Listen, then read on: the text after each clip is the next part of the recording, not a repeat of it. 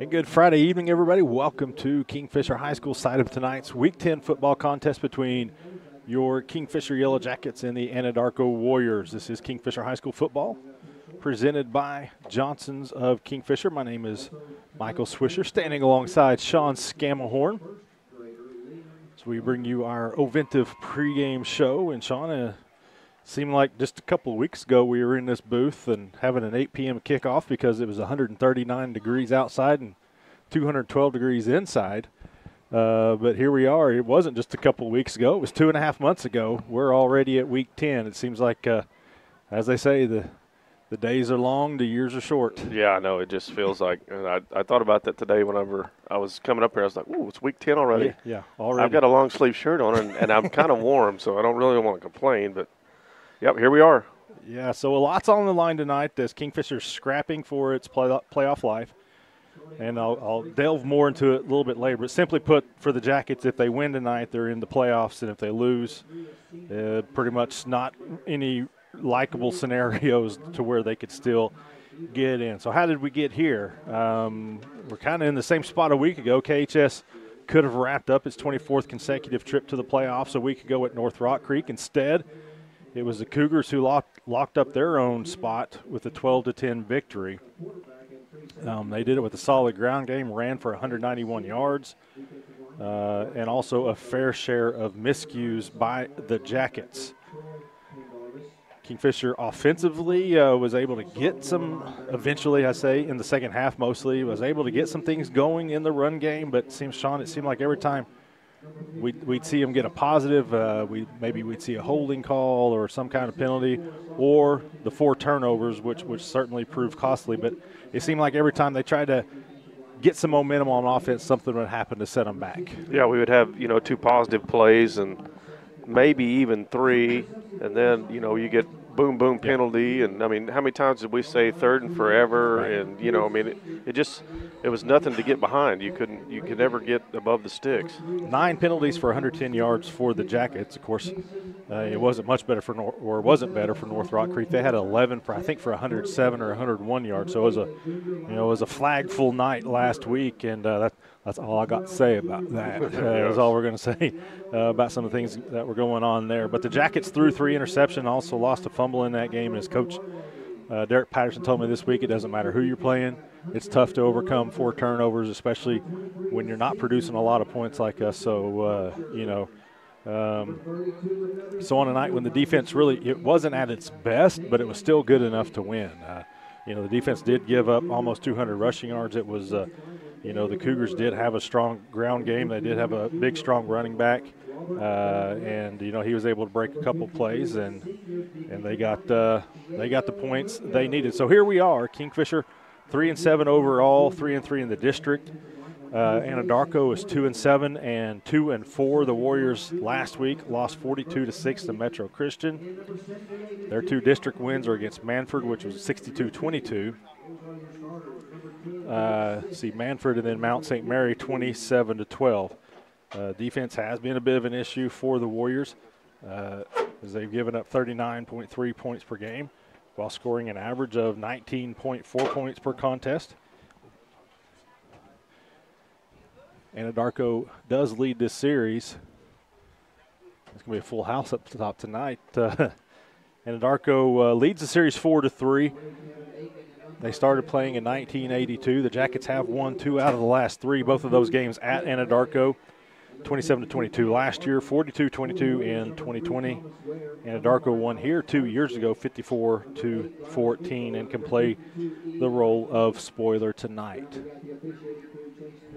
They're out there with the coin toss right now. This was senior night for the Jackets, or it is senior night. Kingfisher, we did broadcast that prior to the game, the senior night ceremony, as the seniors for the football team, the band, cheerleaders, and cross country were all recognized.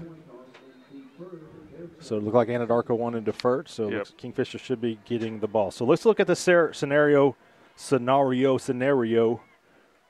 for tonight. Most importantly, if the Jackets win, they're going to be in the playoffs. And the chances are still pretty decent if they win that they could get 3rd, which is kind of the same spot they were in a week ago. So the most likely scenario for tonight, if Kingfisher wins, is McLeod also beating Mount St. Mary, which Mount St. Mary is winless in the district, and also Metro Christian beating North Rock Creek. If those three things happen, if those three scenarios play out, then Kingfisher, McLeod, and North Rock Creek are all tied with the same district record. Neither team beat the other two, so they all beat each other. Kingfisher beat McLeod. McLeod beat North Rock Creek. North Rock Creek beat Kingfisher. So then it comes down to the district points. Currently, North Rock Creek is at 27. Kingfisher's at 25, and McLeod's way down there in the negatives. And the most you can gain or lose each week is 15. It depends on how many points you win by or lose by. But it can be no more than 15 points. So if Kingfisher wins, they're going to gain at least 1 point tonight, which would put them at 26. If North Rock Creek loses, they're going to lose at least 1 point tonight, which would put them at 26. If that happens, then it's going to go to North Rock Creek as third, Kingfisher's fourth. But if they lose, by any more than one and Kingfisher wins by any more than one, then Kingfisher's going to surpass them in the district points, and Kingfisher would get third, North Rock Creek would be fourth, McLeod is the odd man out. There are some other scenarios, and we only have, as the Jackets take the field, we only have about 4 minutes till kickoff, so don't have enough time to run through that. But that's kind of, on paper, that's the most likely scenario. Now, North Rock Creek, if they play like they did last week, they could go up and upset Metro Christian, and that would actually give North Rock Creek second place in the district. Metro would be third. Kingfisher would fall to fourth there, provided the Jackets can win tonight. But, again, that's the most important thing, Sean. Win tonight. Take care of business, see what happens next. Be the team that played here 2 weeks ago and not the team that was in Shawnee last week. Right. Just 2 weeks ago, we were at the end of the game, we were just sitting here elated about, we saw both sides of the ball, everything went well. Yeah. We went into North Rock Creek thinking, if we come out like this, you can't be stopped, and we let it, an egg the first half, I guess. Yeah. Hopefully not tonight. It sounded like I was laying an egg trying to bend over to pick up I a was piece wondering of what you were paper doing there. I think pants are still buttoned. Yeah, that's good right there. So that's it. Kingfisher loses tonight. Pretty much the Jacket players are going either into the basketball gym, the wrestling room, or into their off-season training because the season will be over. Let's take a look at our Physical Therapy Central injury report real quick. Not much on here. Eduardo Delatorre has a broken bone in his hand, so he will not be dressed out tonight. And also Trip Lack not dressed out tonight, so he'll be missing, of course, other guys like TJ Parker, who's been out for a good part of the year. But those are the guys. It's a pretty short Physical Therapy Central injury report. Physical Therapy Central, let Brandon Trackman and his staff get you back to work, back to play, back to life faster with Physical Therapy Central. We'll get to our Cimarron Electric starting lineups in just a moment. Get on top. Well,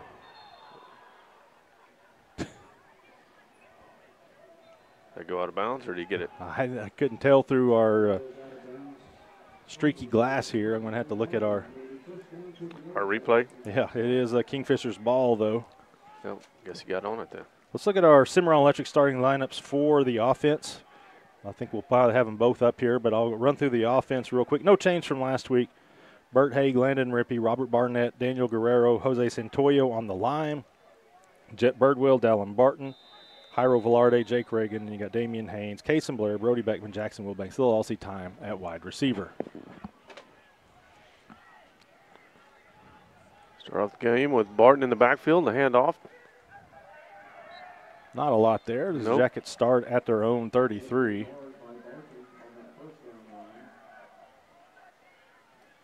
To start the game. Gain of maybe a yard. Second down and 9. Really a nice night. Looks like the wind has died down. There was a pretty strong south breeze a couple hours ago. High formation this time. Barton goes in motion. Vacates the backfield. Oh, it's a double pass. Haynes is wide open. Wide open and throws a wobbly pass, but Haynes catches it. Barton, obviously not a quarterback, but he did get it to Haynes. Haynes just had to wait on it. If Barton was able to get a little bit more air under that, Haynes would have walked into the end zone, but as it is, it's an F&M Bank first down.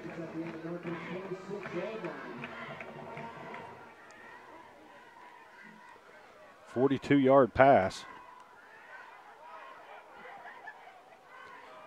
3 wideouts to the far side. Already the first big play of the game for the Jackets.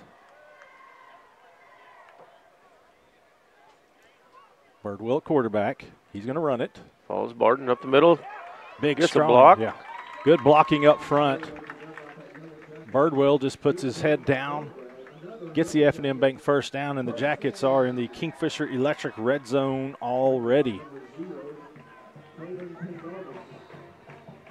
Just basic quarterback league. Let Barton get up there and take the first blocker and then get what you can get. As I say, when you run the quarterback, it's basically you got more outnumbered guy. Yeah.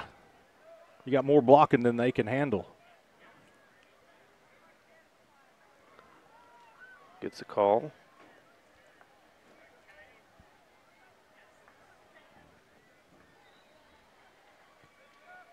Play clock down to 5. Gets Barton it off. to his left. Hands off to Barton. Going to fall forward for maybe Tough 2. Sledding, maybe 2 yards, maybe 3. Depends on where he's marked on the other side. You got the binoculars.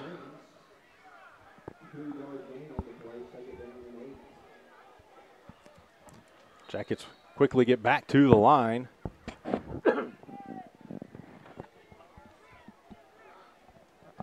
Blair to your home side all the way out and looking to his left. Birdwell And never saw it coming from the outside. The blitz from the outer edge just came in. That was Talon Pendarvis, and Birdwell never saw him.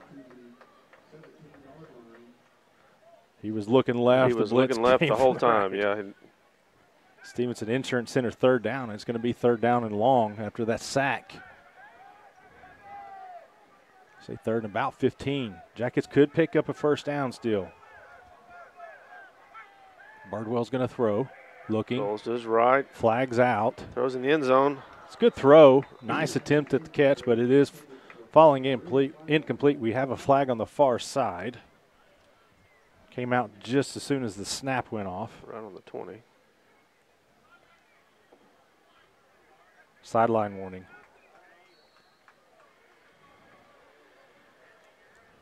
So the Jackets going to attempt a field goal here. Jake Sisk comes out.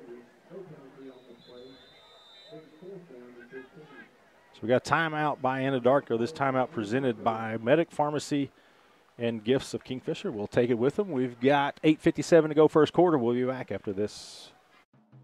As we head for the holidays, get started now on making your list. Hi, it's Jeff Johnson here at Johnson's of Kingfisher. Is it a new set of irons? Maybe some ski lift tickets? What if this year you wrote down a new Ram 1500 or 2500 Bighorn or Laramie Crew Cab from Johnson's of Kingfisher? Tell them either Ram truck will do. Both built to deliver us to the course or the slopes. See me working here? It's not like I haven't heard that before. Hi, Oklahoma. It's John Johnson. If I weigh all the options, it's actually not a bad idea. The family rolling to the high country or maybe soon to a bowl game in comfort with all the tech and security. Take a sneak peek now during the Black Friday sales event at johnsonsofkingfisher.com. For you current Ram owners, get a quick in and out winter service from a staff that knows your name at a dealership you'll find in a place like Kingfisher. Johnson's of Kingfisher, Dodge, Chrysler, Jeep, and Ram. Same name, same family since 1927. Jake Sisk out to attempt a 34-yard field goal.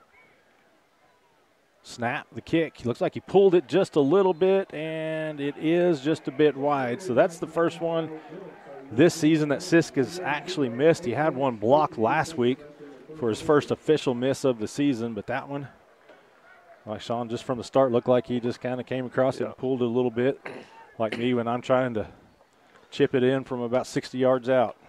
Trying to smoke that green side wedge. Well, you had one that declared a miss last Friday, too. Yeah, the block.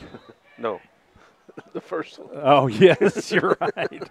Again, it was. We try to forget some of that stuff. It was quite the day. So Darko. Quads to the right. Going to get a late defensive substitution right Another there where big you were supposed to be. stick. That's your defensive end that hasn't missed a down all year. I don't know why he was not out there. Still made the stop. They didn't account for him. Yeah, that was Guerrero coming in, and he just delivered a big blow. We'll get to the Cimarron Electric defensive starters in just a moment. Same formation, 4 wideouts to the far side. Empty backfield. Looks at a tight end over the middle. Wide open. Tackles made by Barton, but not before a big gain out to the 45-yard line. Let's look at our defensive starters real quick. Brought to you by Cimarron Electric. Munoz, Guerrero, Reagan, and Santoyo up front. Your linebackers are Jairo Velarde, Ethan Karcher, Chase Cooper. Kason Blair, Damian Haynes are your corners. Dallin Barton and Hunter Delosier, both seniors, are your safeties. So Barton making that last tackle, but the pass was complete out Barton's to the 45. going to feel that too. Yeah. Great play call.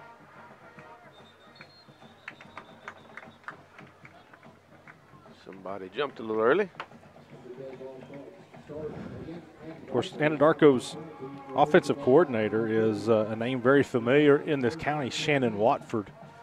He coached Tennessee to back-to-back state championships in 2011, 2012, I want to say, or 2010, 2011. But I think it's 10 and 11. I could be wrong, though. Generally, you're not. 1st and 15 after that Anadarko penalty. Is Coach Jackson still the head coach? It is. In his second stint with the Warriors, coached them to their state title.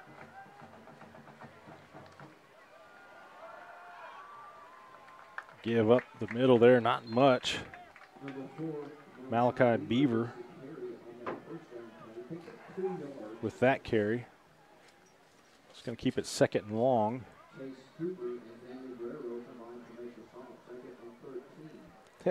Yeah, I don't know what Guerrero was doing there, not getting out on the field to start that play. Right, he usually leads the team in tackles or is close to it. Motion across the field again. Quarterback takes a quick step and throws. Throws it to the near side. It's going to be close to a 1st down. As the pass is completed to Thomas Ware. Quarterback is Jacoby Talent. 6 yards. So it's going to be 3rd and we'll say 4. Well, 3 now.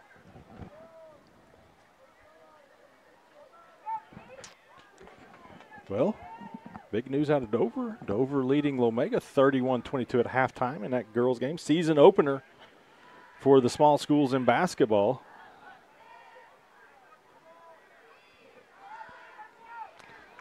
Under center, I formation. Talent under center. Blocking back. Gets the handoff over the left side, enough for a 1st down. Karcher broke through the line, but couldn't bring the running back down. Actually didn't really get an arm around him, so gets the 1st down run. The Warriors move the chains. It'll be 1st and 10 at the Kingfisher 44-yard line.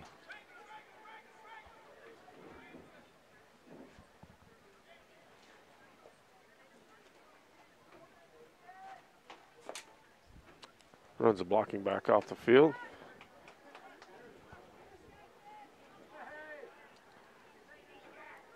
Twins to the home side. Talent rolls. Rolls just right. Receiver just fell. I don't think he was going to get there, but He was running a little in route, and I think the ball was a little too high for him. yeah, a little turf slip there by Pendarvis. That sets up 2nd down and 10. Thomas Ware has been that motion man, number 3.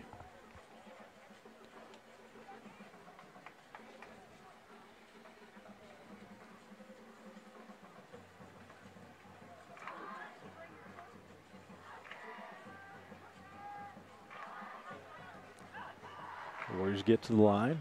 12 on the play clock still.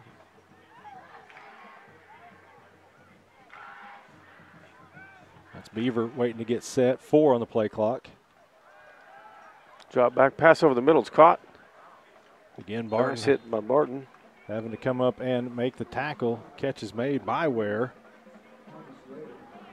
So getting a lot of use out of him. 3rd and short.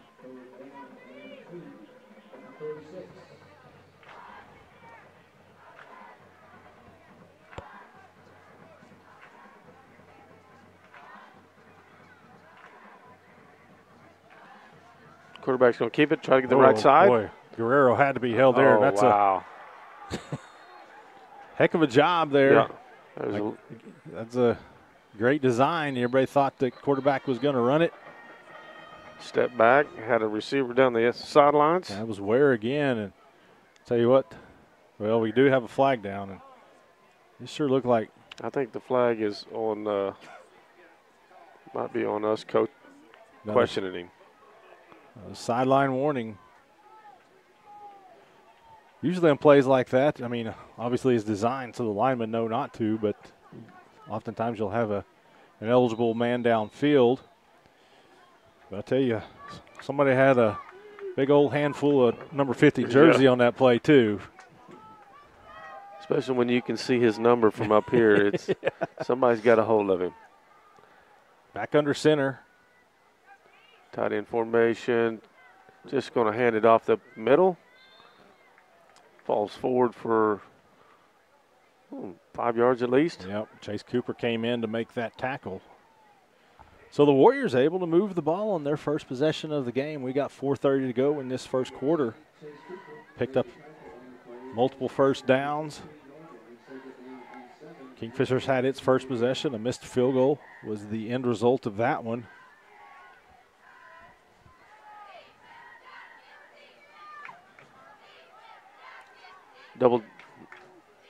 Double tight, I was thinking, but he's under center, rolls to his left. Back out of the backfield. Number 8. Riley Big Bow. Riley Big Bow.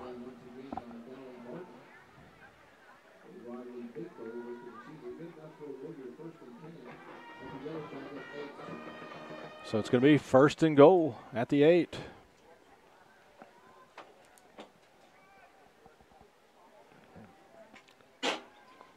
Clock's running, 3:42. Warriors taking their time. Talent now in the shotgun. Throws right. Oh. Quick pass to the right to the slot. That is to Ware. He's tackled out of bounds. And Karcher Bout had his hands on that pass. He was right there. Went just beyond his fingertips. Short gain on the play.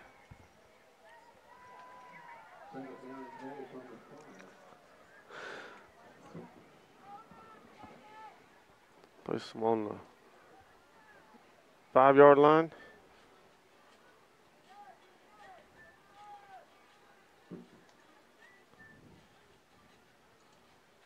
Anadarko taking their time.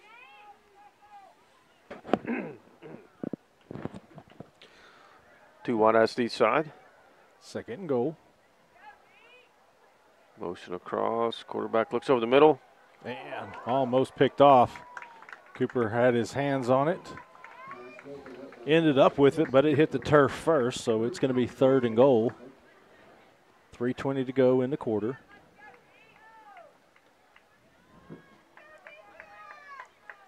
It's a very subdued Kingfisher crowd. I was just thinking how quiet it is. I hear some lady standing up, and she's looking around like, am I the only one here? Yeah.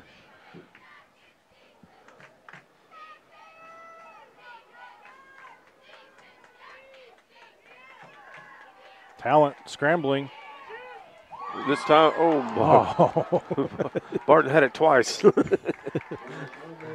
So it's going to be 4th and goal for the Warriors as the Jacket defense stiffens up inside the red zone. We'll see what Anadarko does. We don't see. Perfectly played by Barton. He steps in front and just, like I said, he almost caught it twice. So it looks like Anadarko is going to go for it. 4th down and goal. Big play here. Warriors trying to get on the board first. Talent takes the snap, drops back. He's forced out of the pocket. Right. Lobs it up. Catch is made. Touchdown, Anadarko. Pendarvis pulls it down out of the air. Just throws a jump ball in the back of the end zone, and Pendarvis was able to come down with it.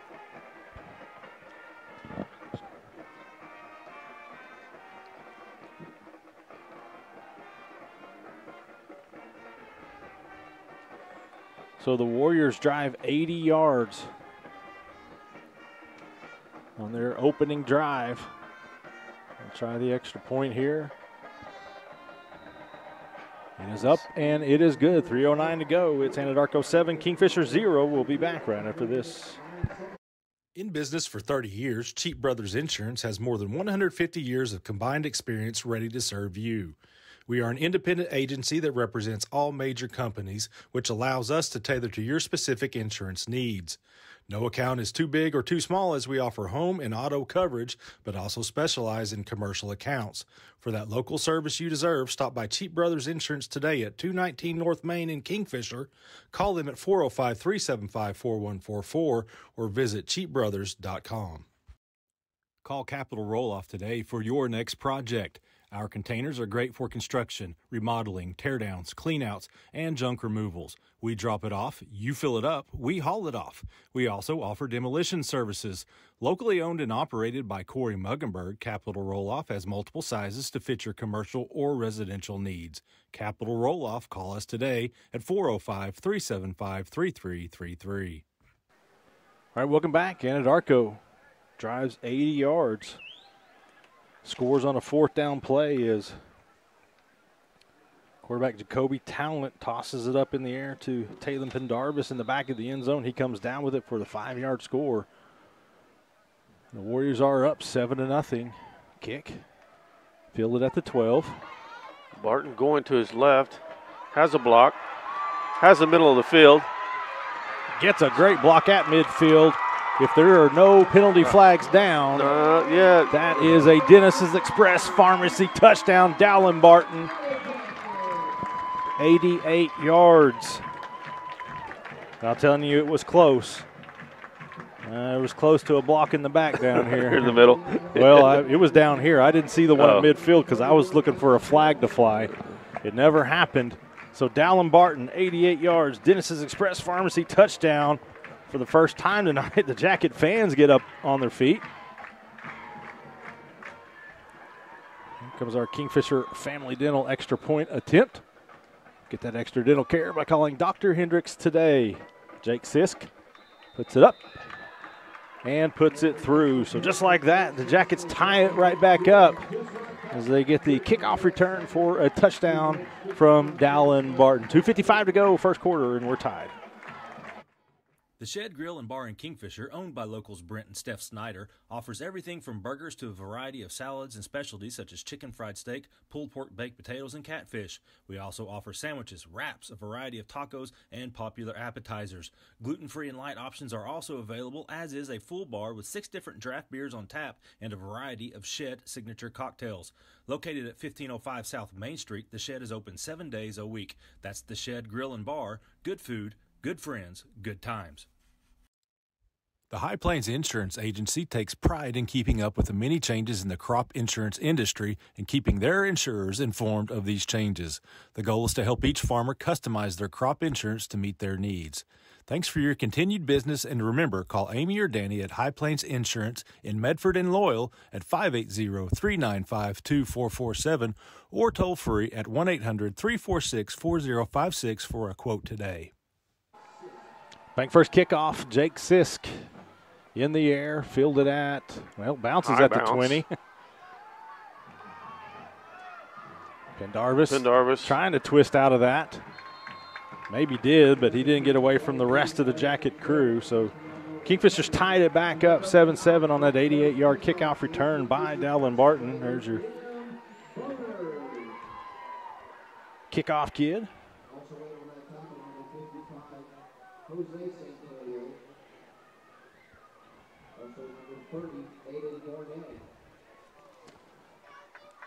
So Anadarko will start at the 28-yard line. 2:47 to go, first quarter. Drove 80 yards in their first possession. Motion across the quarterback's face, looks to his right. That one's batted down and then almost picked off. That was Guerrero, got his hands on it. Who was that? Munoz that came flying in? 55. Santoyo almost got there.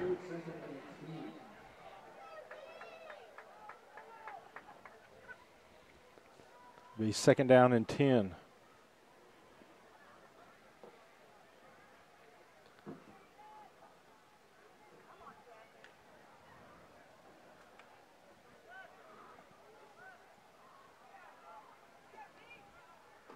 High back.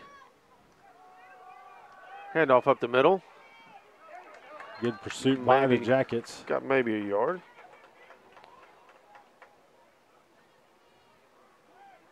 Unio Santoyo among those in there.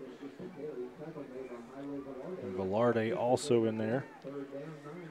So it's going to be third down and long. It was a different, well, that time Troy Pendarvis with that carry. So some switching up numbers on us. Different ones getting the carries. Third down and 9. Quarterback straight drop back. Looks to his left. And misses, and wouldn't have been much because Delosier was running downhill and ready to unload. So it's going to be Pioneer Internet defensive stand for the Jackets.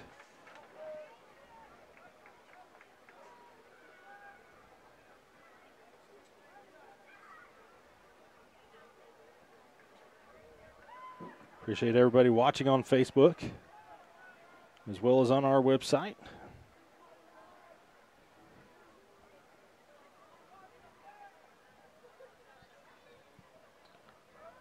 Ten on the play clock. Plenty of time, and Anadarko's not getting in much hurry. Good kick. Takes a good Kingfisher bounce. So it will be down there, but solid field position by the Jackets.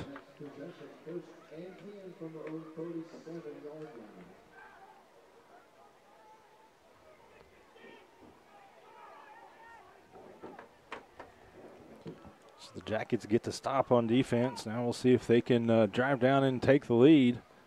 Points thus far have come from special teams as they have it at their own 37. 1:54 to go in the first quarter.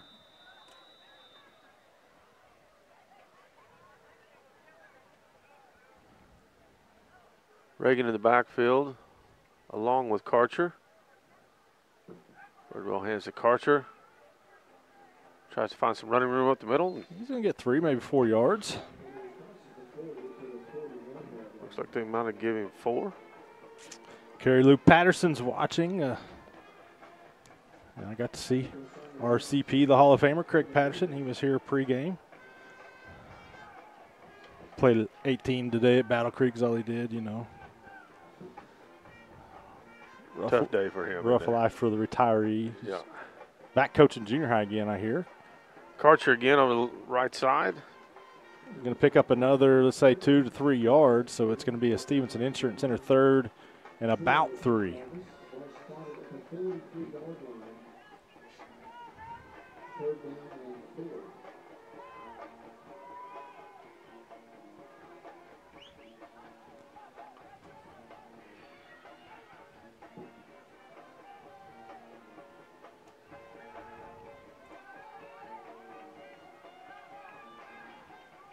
Jackets get set.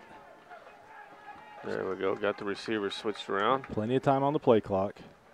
Birdwell fakes to Barton, looks over the middle. Has a man, Reagan. has plenty of open receivers, and he gets it to Reagan. He had several options there, multiple seam routes, and it's Jake Reagan who makes the acrobatic catch for an F&M Bank first down. Jake Reagan gets down inside the 35 to about the 33-yard line. Good touch on Birdwell, just lays it out in the middle. He's wide open. But he also had 2 other receivers. Yeah. One of them towards the sidelines and another one further in the middle that he could have thrown to. And the positive thing there was he had time to sit in the pocket and make the pass. Certainly makes it much easier on your quarterback. So an F&M Bank first down for Kingfisher on the play. Everybody's catching their breath. Waiting for the play to come in. 2 seconds on the clock. That'd be the end of the quarter.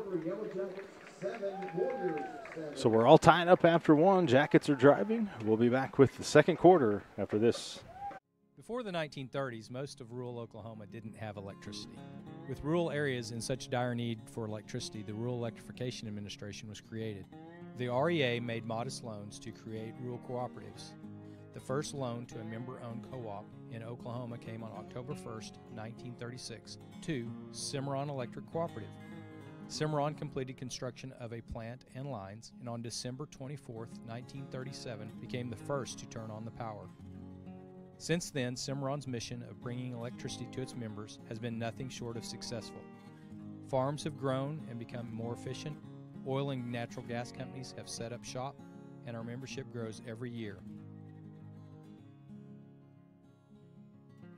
Thank you for being part of Cimarron for all of these years.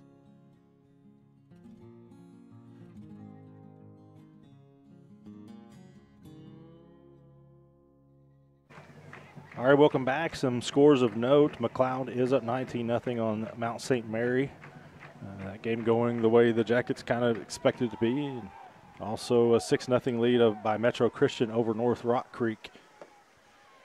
That game up in the Tulsa area. Also Marlowe's 7-up on Heritage Hall. Heritage Hall right now. That is a Fake it to Barton, rolls to his right, throws over the middle, a little bit behind his receiver. That was Ortega. The intended receiver. Be second down and 10, but the Marlowe Heritage Hall game on it, other than bragging rights, means nothing. That's okay. Heritage Hall's got the district title locked up. I think Marlowe's locked into third place in that district.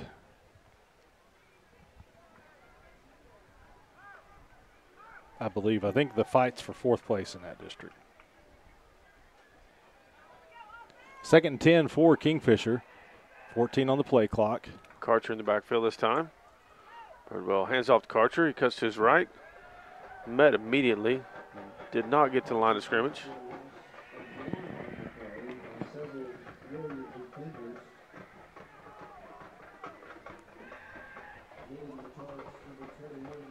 Stevenson Insurance Center, third down and 11.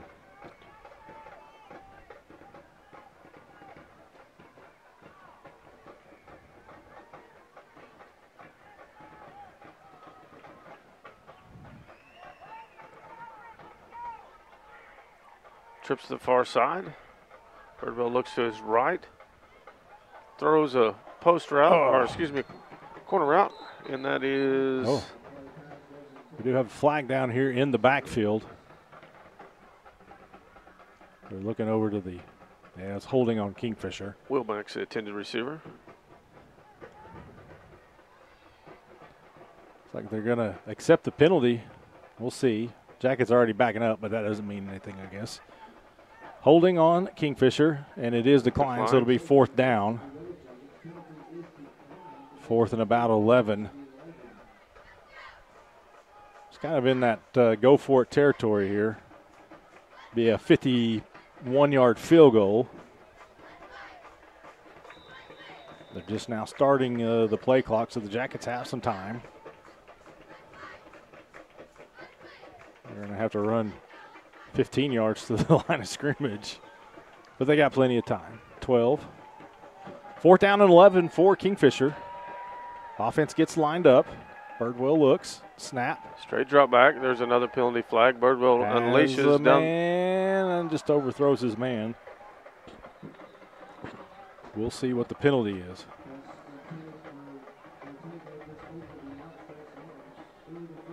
And that's against the Jackets' illegal formation, so it's going to be a turnover on downs by Kingfisher.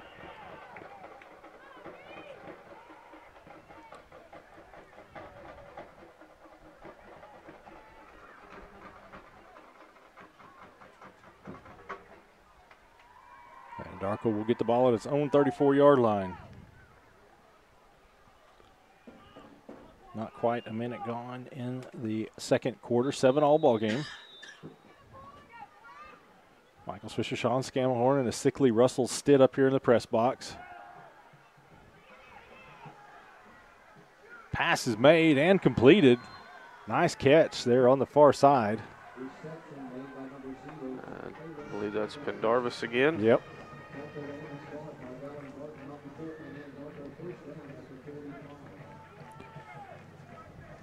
Completes for first down.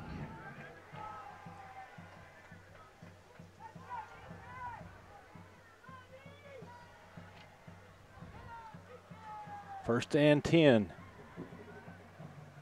We're in motion. Oh, big hit right there. Santoyo, I believe. Yep. Santoyo met him right in the gap, and he didn't give an inch. Nope. Get a good look at that right here. Field level. That's when you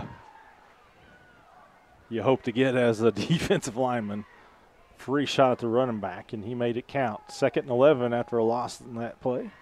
Low snap. Quarterback's just going to keep the ball around the left side. Still on his feet. Breaking tackles, gets a first down, and just runs out of bounds at the 40.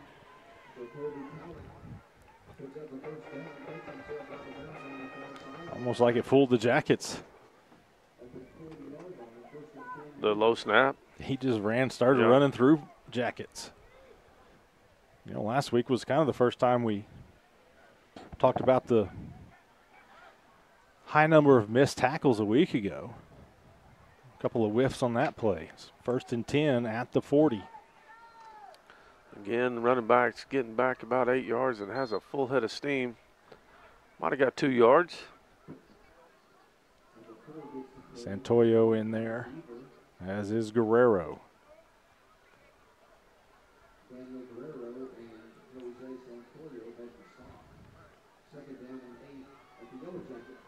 Jackets need the win to get into the playoffs.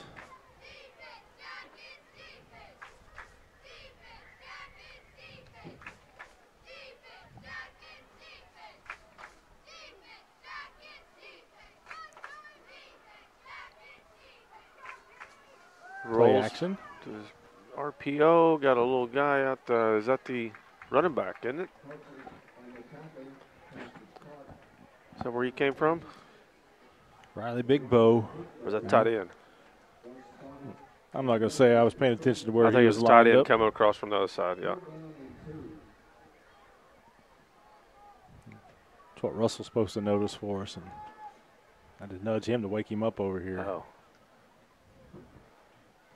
It's not like he's got anything to do. 3rd down and short for the Warriors. Quarterback keeper over the left side. Trying to find a gap. It's hard to run right there. Jackets had him wrapped up. They didn't bring him down. He just kept his legs churning, and he moves the chains. Some more missed tackles by Kingfisher.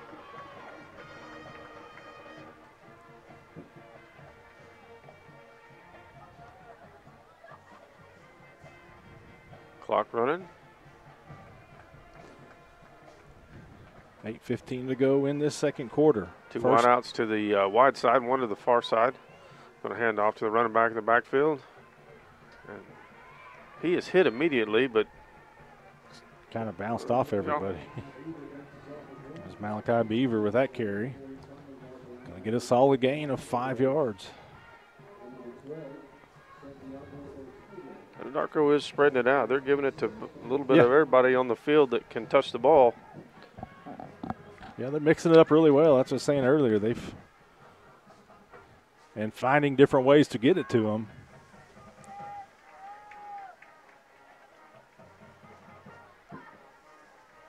Straight drop back.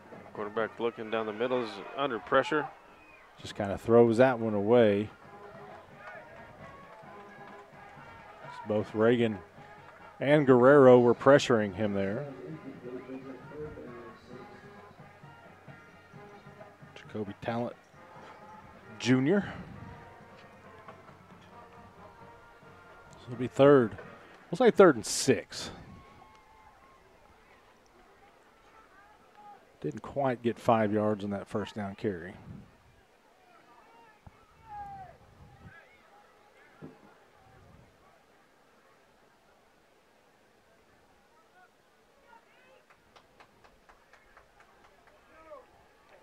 Talent. Tight end release down the middle. And just a drop pass right there. Wasn't a guaranteed 1st down, but the catch, if it would have been made by Ware, he would have caught it on the run and falls to the turf instead, so it will be 4th down.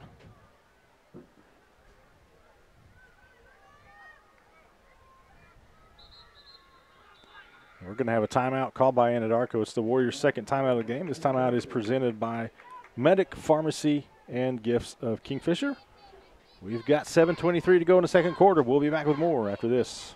Myers Real Property offers an array of services to our great customers throughout central Oklahoma. Fill up with fuel or diesel, grab a snack, and choose from our wide selection of drinks at our 4 convenience store locations: Jacket Express in Kingfisher, Warrior Express in Okarche, Whippet Express in O'Keene, and Tiger Stop in Tuttle. We also feature Cowboy Express Fuel in Kingfisher and Tuttle, as we provide fuel handling services for farmers, oil field sites, convenience stores, and more. Don't forget about One Day Cleaners in Kingfisher, where we not only offer laundry and dry cleaning for clothing and household items, but we can handle alterations needs as well. That's Myers Real Property, a proud supporter of high school athletics in your hometown.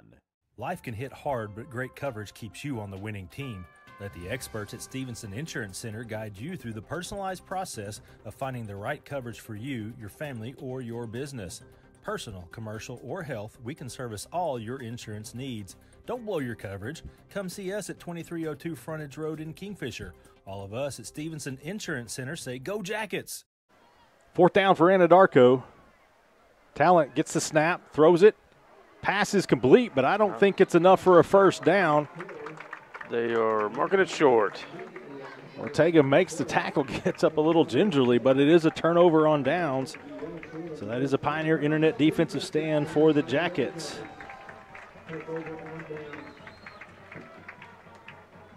Anadarko 8 more than, or almost 4 minutes off the clock. Kingfisher's defense bent, but did not break. Jackets will have it at their own 18.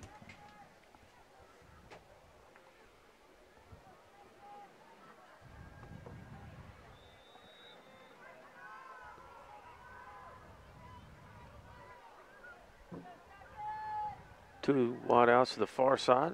Kingfisher, 2 men in motion. That was Reagan and Velarde. Bump him over the strong side. Going to give it to Barton to that direction. Cuts back to the inside. Picks up 4, maybe 5 yards on the play. Trying to move a bunch of blockers over that side. And we got a Kingfisher player down on the field.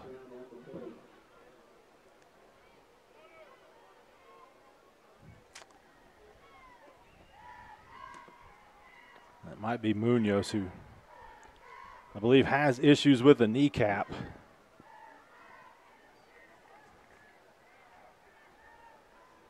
Wade Sunby out there taking a look at him, talking with him.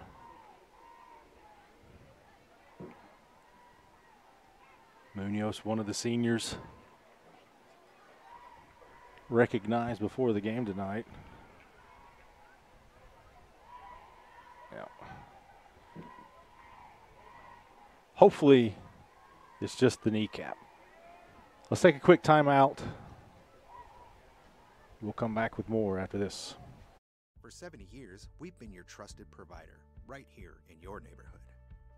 You have pride, and we take pride in you with things like supporting local schools to help empower education and school sports to foster a spirit of teamwork. Because when you're with us, you're more than just a customer, you're part of our family, and we strive to help you connect what matters. Pioneer, proudly serving and connecting our communities since 1953. So Munoz walking off on his own. Again, he's got a persistent kneecap issue. Not doubt he can return tonight, but it's good to see that he is walking off on his own.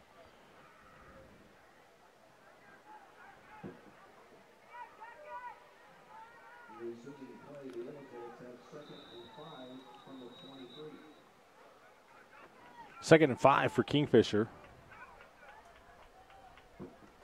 Birdwell's going to run it this side. Cuts back to the inside. Good cut. Allows him to pick up the F&M Bank first down. He had Reagan try to seal the end, and Barton coming around. They were losing it, so he cut it up underneath and was able to grab some positive yards. Enough for a first down. Move the sticks.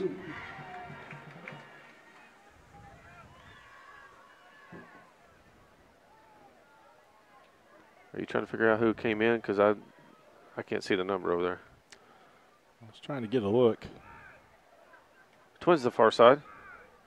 Tied in down here on the home side.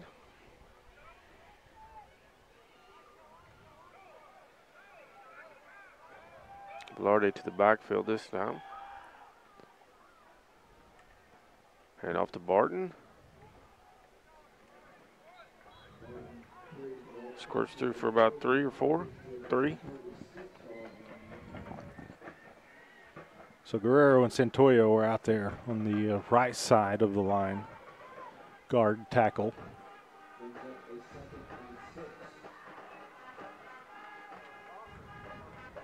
There's a gain of 4 on that play. It'll be 2nd down and 6. Clock moving, 5:47 to go. Second quarter tie ball game. Kingfisher's offense yet to score.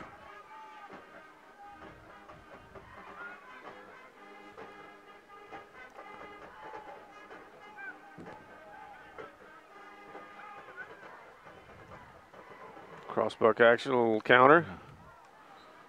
Martin hit quickly.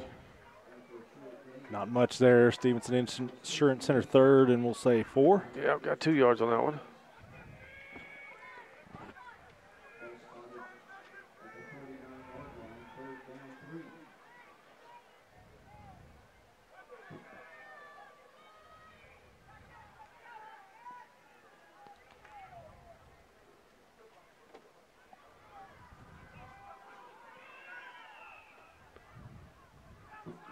Short side of the field.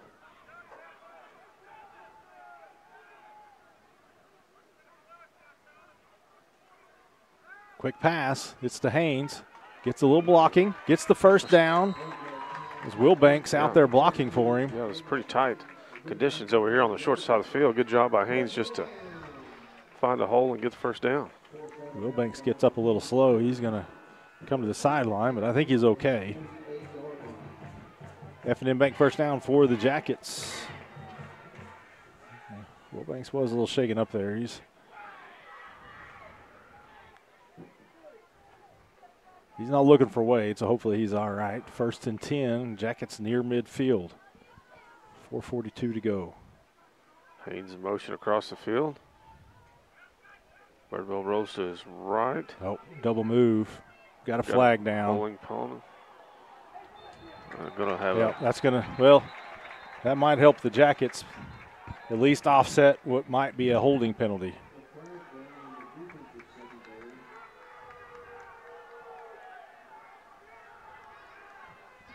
Anadarko. Yeah, you can't hold your arms in the air and still run through them.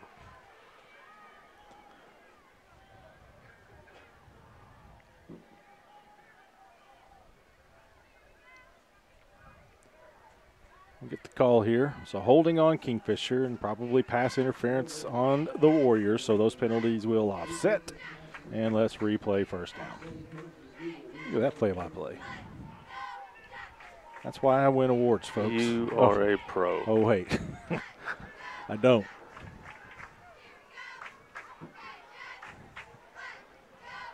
First and 10 for Kingfisher after the offsetting penalties. What was it, a 4th-tier program and a 3-tier battle or something like that? I can't remember what that worked. Yes. Stack receivers both sides. Sorry for all that. Moves Karcher to his right. Hands off to Karcher up the middle. He's got a lane. He's still on his feet. Cuts to the outside. Gets tackled, but not before he gets an F&M Bank first down. And he just kind of threw one would-be tackler to the ground.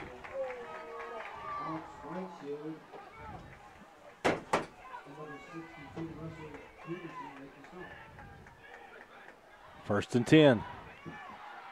Quick pass, another flag.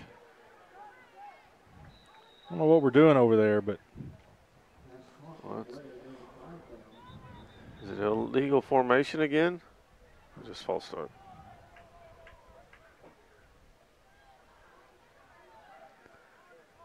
Saw Reagan there, put his palms in the air like, what are we doing here?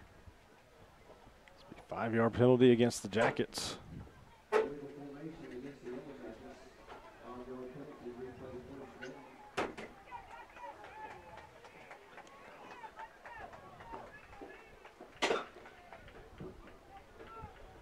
First and 15. 4:08 to go. 4:08 to go in the second quarter.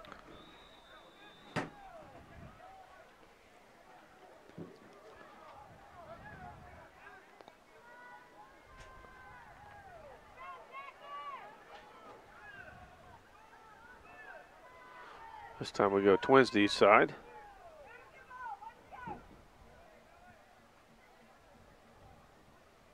Reagan in motion. Couple yards, not much.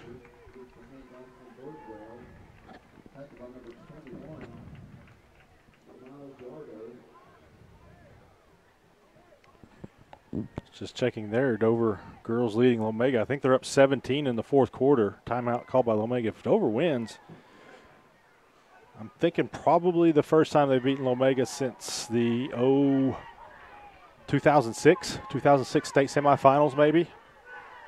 So it's been a long time. Double move. And just, I mean, he's just putting just a little too much air under these. He's got some receivers, but the throws look good. They're just a little too long.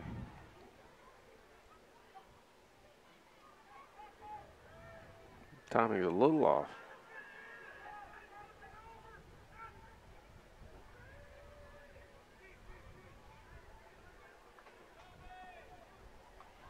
Third down. It'll be a Stevenson Insurance Center third down.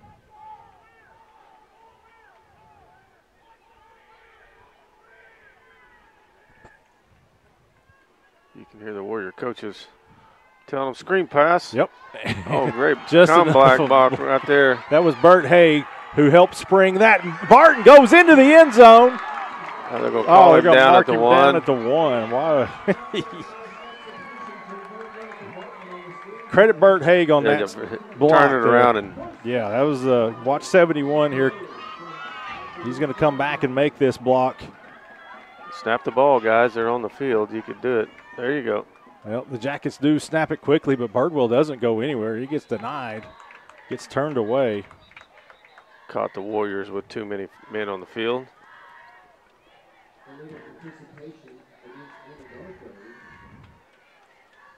But a big play there by the Jackets. They're in the Kingfisher Electric red zone. It's going to be first down and goal at the basically 1 inch line. No score on that last play, but that's definitely a chance for your Cheap Brothers Insurance cheap shot play of the game. First and goal for the Jackets, 2:42 to go in the first half. Kingfisher lines up, I formation. Under center again. Karcher in motion is going to hand it off to Barton just walks into the end zone. Dennis's Express Pharmacy touchdown.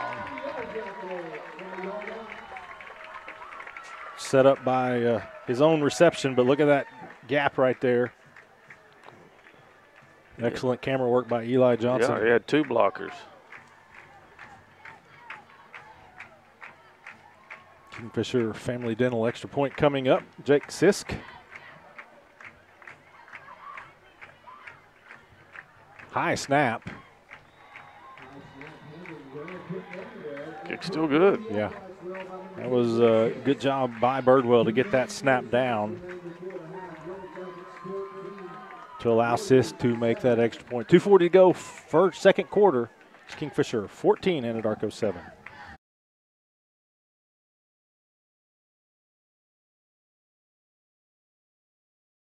For 70 years, we've been your trusted provider right here in your neighborhood. You have pride, and we take pride in you with things like supporting local schools. Interbank in Kingfisher serves the needs and caters to the economic strengths of the communities we serve with 15 statewide Interbank locations. Through our associates at each location, we strive to provide a high level of personal and professional customer service in a community bank setting while maintaining our commitment to personal integrity, customer service, and community involvement. We're ready to help with all your banking needs. Interbank in Kingfisher, member FDIC, equal housing lender. All right, we're back. Jackets with the touchdown drive, 82 yards. It was after getting a turnover on down, so big swing there for Kingfisher. Bank first kickoff. Jake Sisk gets his leg into it. I think it's going to be a touchback, and it is. Kickoff goes into the end zone for a touchback, and there goes tonight's bank first kickoff kid, Kingfisher first grader Liam Boner. Liam Boner, the bank first kickoff kid.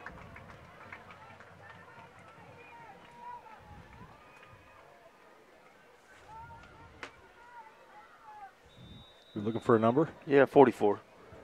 Is he magically not on there? Nope. Yeah, it figures.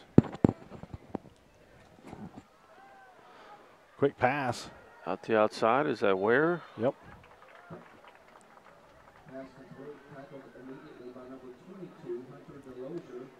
Keep this up. They're going to wear him out. Just, I was waiting for the disappointment on your face.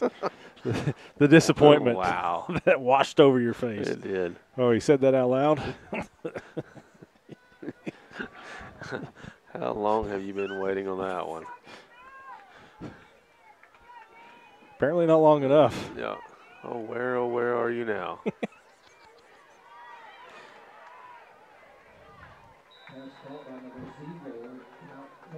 No. Pendarvis might have got the sticks. Yeah, I think he did. This will be first down.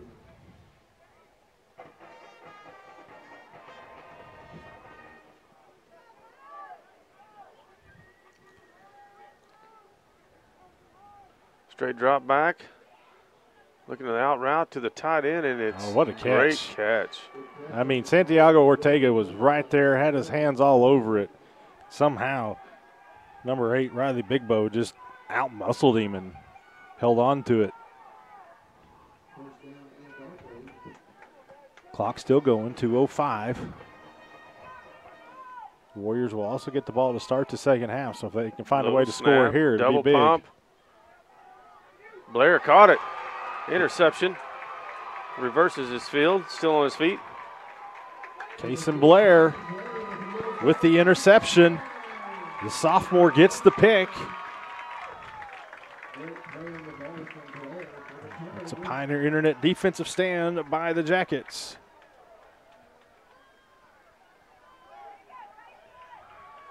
He actually hit Blair in stride on that one. It was a great throw and catch.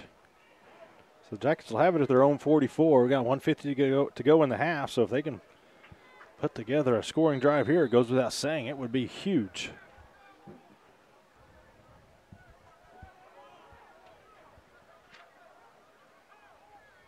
Take that momentum into halftime. Trips to the home side. Low snap. Birdwell has to just scramble, try to get rid of it. Oh, he gets hit. Can't get rid of it. Going to take a big loss. Timeout by Kingfisher. We'll keep it here. It's a Medic Pharmacy and Gifts timeout. We'll check out everything Trevor and his gang at Medic Pharmacy and Gifts have. Everything from the snack shack to gifts to birthday cards. That Traeger you want. Traeger.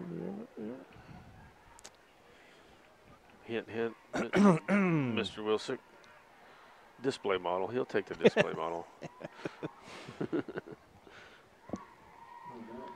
As TLC so eloquently said, I ain't too proud to beg. Maybe some of our viewers will get that. Oh, easy there, left eye. So it's second down and long after the sack, and kind of that low snap just threw everything, all the timing off on that play. Birdwell never really had a chance to even get rid of it.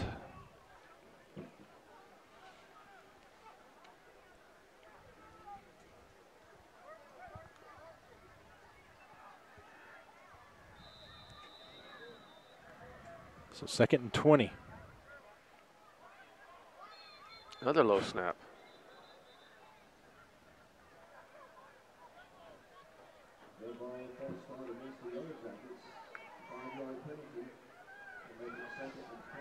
Well, how about 2nd and 25? You have to dig a little deeper on your play chart for this Yeah. play. Here's where you probably Want to gain. keep it on the ground Right. and either make Anadarko use this last time out or run some clock and take your 14-7 lead. We'll see.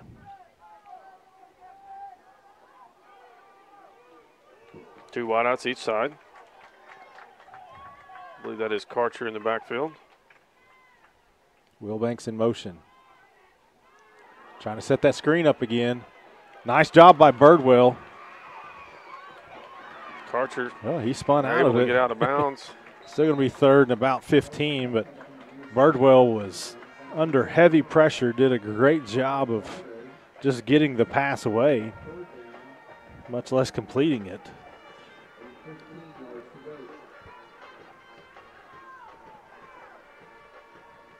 Good news for Kingfisher is that play gained 10 yards. The bad news is it's still third and 15.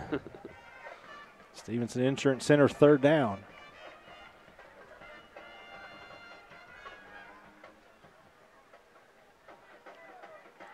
Stevenson Insurance Center, we can service all of your insurance needs.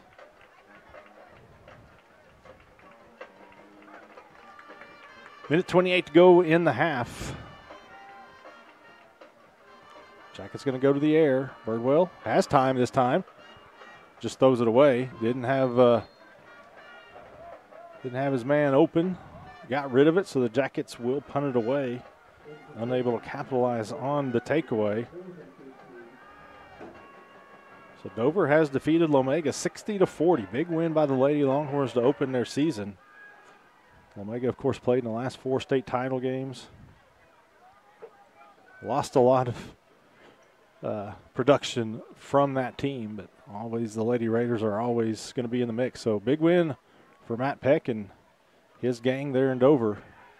Spiral kick. Takes a good bounce. Yeah, excellent roll. Good job by Blair. Gets it all the way down to the 20, so he flipped the field. Of course, Peck being assisted by, he might have the best assistant coaches in the state. Yeah, when you said that, I'm like, wow. Jared Reese, Chris Combs, Danny Green also assisting him. And I believe, I'll double check, but I believe that's to be the first time since 2006. Or maybe 05. No, probably 06 season that it wouldn't have been the semis. Anyway, the 06 looks season. to go there.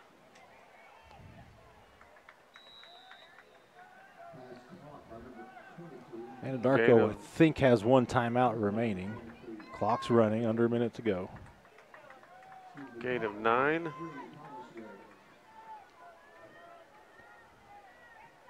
Low snap. Rolls to his left. Just going to keep it on the ground. Kingfisher's having a hard time wrapping him up. Talent's going to run for the first down. Clock will stop, so they don't have to burn a timeout. 43 seconds to go in the half. We'll have our Mercy Hospital Kingfisher halftime show. Sean and I will break down the first half. Also, our KHS Spotlight brought to you by Pioneer iVideo. Quick pass to the flats. Catch is made. Big tackle there. Yeah, nice job by Haynes.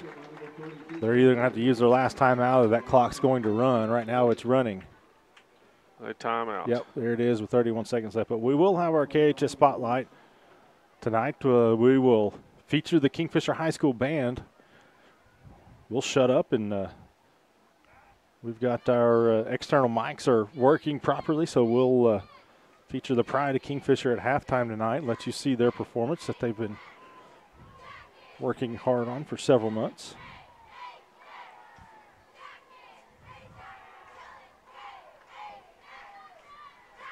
Scammy checking feeders. Oh, I bought a new camera, and it alerts me every time there's a picture. You always think, what's on there? What's on there? Well, what's on there? Nothing but deer. Big ones. There's no big ones. Couple piglet, couple wild hogs, so it kind of makes me want to go out there. Hunting or bedlam tomorrow? Both.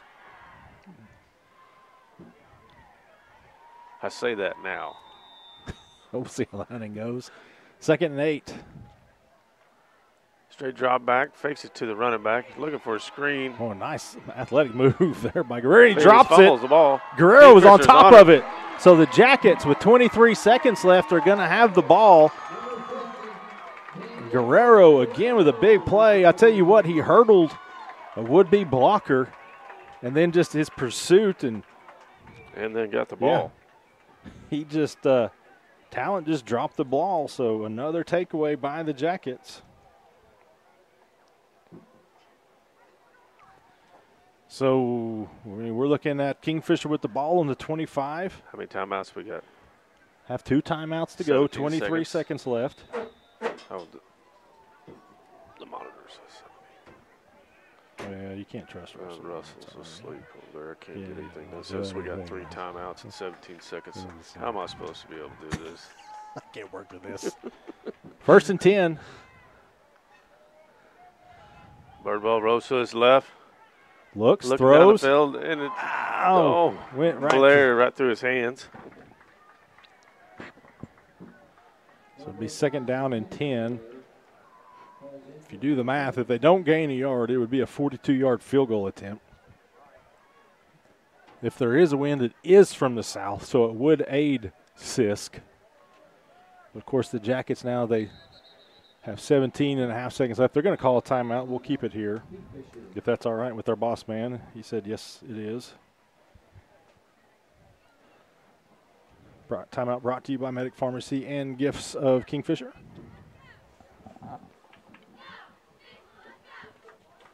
So the other games were playing out the way we thought they would, and McLeod leading big over Mount St. Mary. Metro had, at last check, a 2-touchdown lead. It was 13.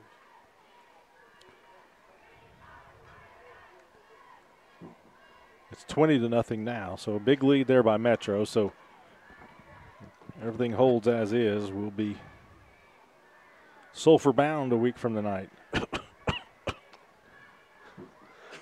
Yeah. He says Sorry, we. Russell. He says we. Russell was sick last week. He doesn't get out of it. We came in only 6.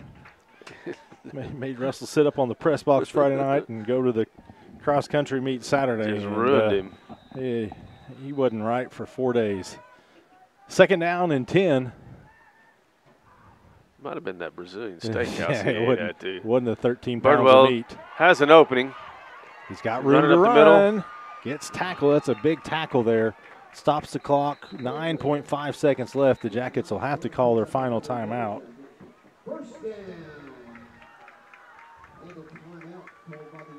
F&M Bank 1st down. And you can take one crack of the end zone. I was going to say, you can throw the end zone if it's a quick, but if he catches it. Throw it in the end zone. Right. Don't throw it short. And if he does, don't catch it. So again, our halftime, we will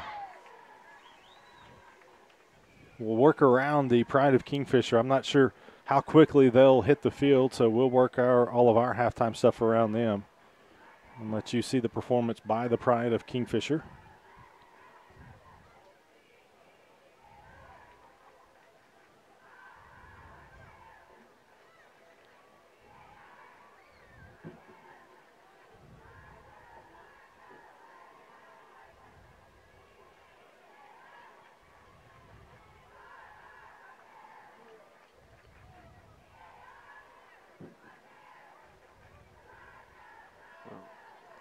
Kingfisher appears to be lining up to make one attempt for the end zone. Barton in the backfield. Birdwell rolls, throws, catch is made. Wilbanks. Touchdown Jackets. Dennis's Express Pharmacy touchdown. Jackson Wilbanks. Well, there was your one shot at the end zone, and Kingfisher made good on it.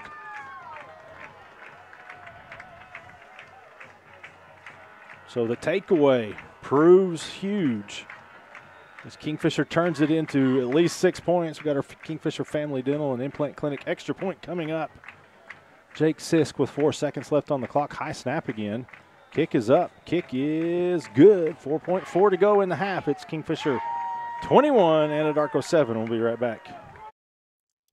Based in Central Oklahoma, Merit Network Solutions has all the tools to keep you and your business connected with the rest of the world. Owned and operated by Jasper Merit, we specialize in network maintenance installation. That includes installing servers, computers, Wi-Fi, security devices, and more. We have clients in nearly every line of business in the surrounding area, as well as much of western Oklahoma. No job's too big or too small, and we're willing to travel wherever you need to help make your networking needs a reality. Visit us at meritnetworking.it or 405-368-4486. Born and raised in Kingfisher, Dr. Drew Hendricks returned to his hometown to take over the Kingfisher Family Dental and Implant Clinic. Dr. Hendricks has taken the practice to new heights with his state-of-the-art facility, now open at 2700 South Frontage Road. He and his upbeat, fun, and caring staff offer cleanings of all sorts, implants, crowns, bridges, dentures, filling procedures, root canals, and much more. We love to see patients of all ages. That's the Kingfisher Family Dental and Implant Clinic. Call 405-375-4949 for an appointment. And be sure to visit our office at 2700 South Frontage Road. Kick. Bank first kickoff. Well, he could have let it go out of bounds, but did not. Touched it instead, so a little bit of time went off the clock, but 3.7 showing. Real quickly, we got Steve Sanders is watching. Got my mom, Daryl, watching. Landon Nault was watching. Of course, we said Carrie Lou Patterson watching earlier. Susie Rice generally watches on Facebook or lets us know on Facebook that she's watching. Yep. And just going to take a knee there. So big close to the half for Kingfishers. They get the takeaway in the late touchdown. They lead it 21-7. We're going to take a quick timeout here. We'll be back with our Mercy Hospital Kingfisher halftime show after this. F&M Bank loves giving back to the communities we live and serve in. Banking with us ensures your money goes back into your community. Our goal is to provide you with reliable banking you can trust, delivered with unique passion for service. F&M Bank has all the modern banking services: mobile banking, lending, reward checking, electronic checking, and more. We invite you to come see us at any of our 8 locations. Come find out what relationship banking is all about. F&M Bank, member FDIC, equal housing lender.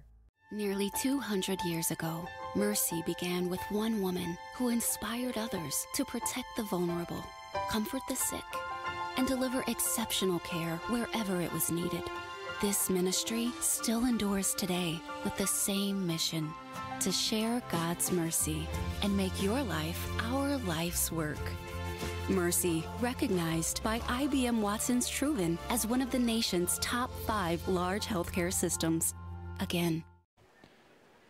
All right, welcome back. It's the Mercy Hospital Kingfisher halftime show. Michael Swisher, Sean Scamahorn. Normally this is kind of where we break down the half and talk about some stats a little bit, but we're going to have our KHS Spotlight presented by Pioneer iVideo. And tonight we're going to highlight the Pride of Kingfisher marching band. They're getting set up down there below us, and they'll be taking the field in just a minute. But quickly, Sean, as they're getting ready, just a big finish to the half for Kingfisher, exactly what they needed after kind of a sluggish start tonight.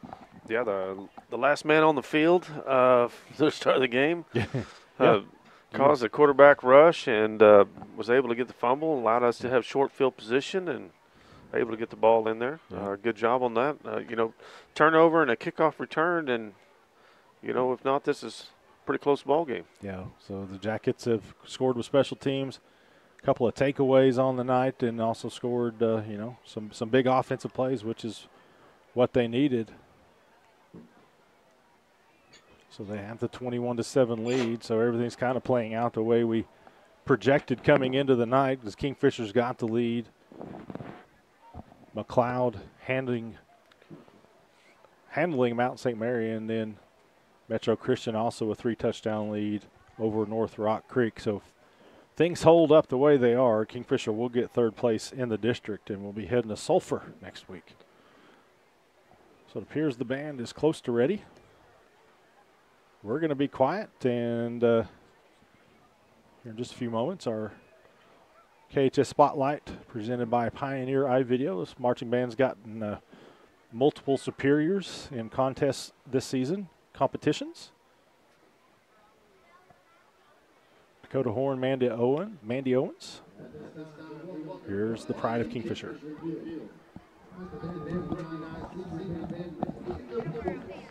The senior band members will perform the fight song together for one more time on the field. Drum majors, is your band ready?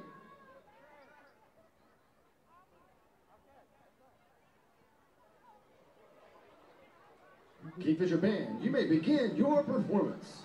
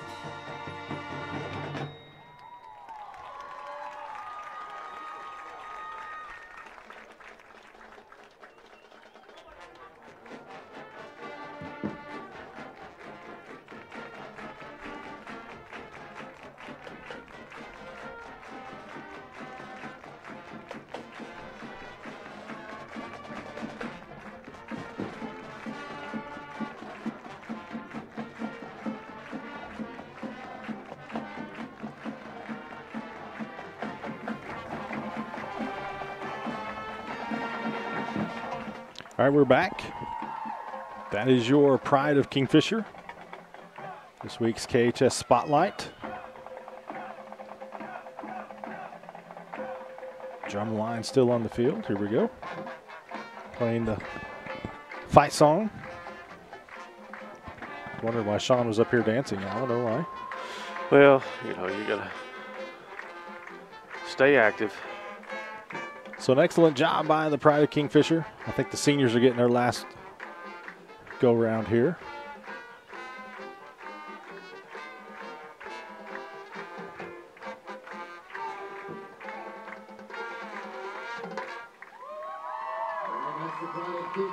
Thank you to our band seniors for your 4 years of service to the Kingfisher High School Band. Great job.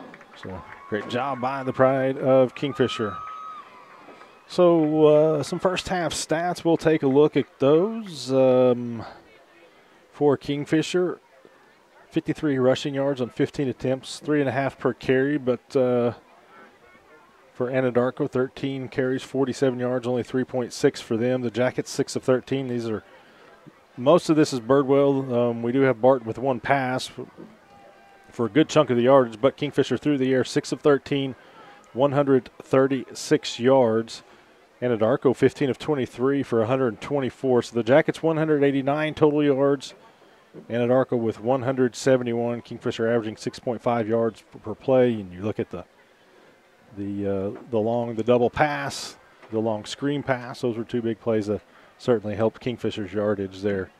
And then we can't forget, it doesn't count on the yardage, but the kickoff return for a touchdown was huge. The kickoff return was huge, and, you know, the turnover right before half was huge. But, yeah, able to move the ball a little bit and had a lot of passes just, you know, right out of the reach of the receiver's hands, or, you know, you don't know what the yardage would be.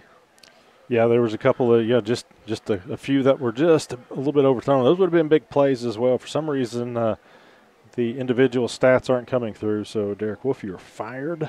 I will not stand for this stuff. But so we don't have any individual stats, just some team stats right now. Let's take a look at our first half highlights if we're ready. These highlights are brought to you by Edward Jones Financial Advisor Chad Burnham. We actually got some highlights this week to take a look at. We're kind of happy about that.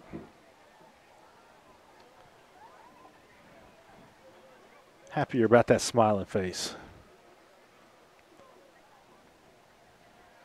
All right, here we go.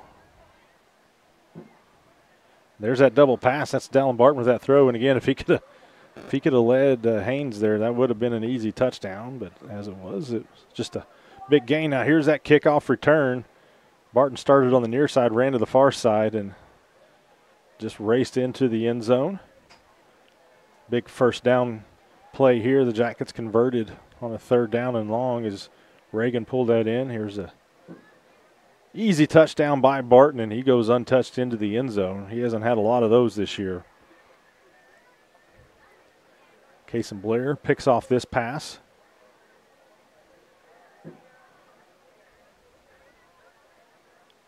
And then here's the fumble recovery by Guerrero.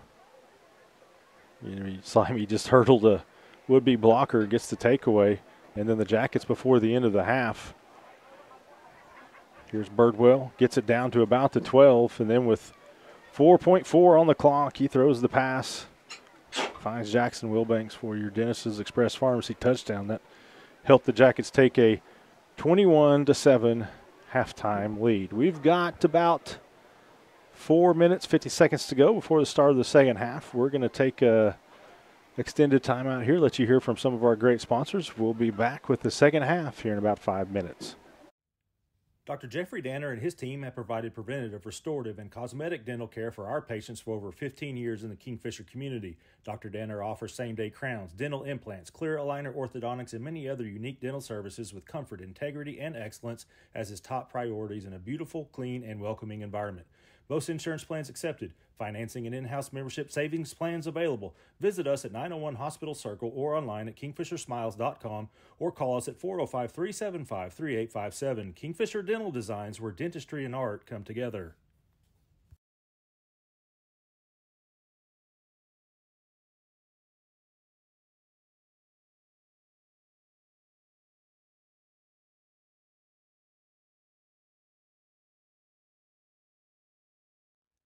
Wheeler Brothers Grain Company was founded in 1917 by Frank and William Bill Wheeler. Today it boasts 19 grain elevator locations with storage capacity of more than 20 million bushels in central, western, and northern Oklahoma. That includes Kingfisher, Omega, Loyal, and Reading. Wheeler Brothers is also involved in fertilizer and chemical application, feed sales, and seed production. We also have several certified crop advisors ready to assist farmers with their needs. Visit our website at wheelerbrothers.com for more information or stop by any of our locations today.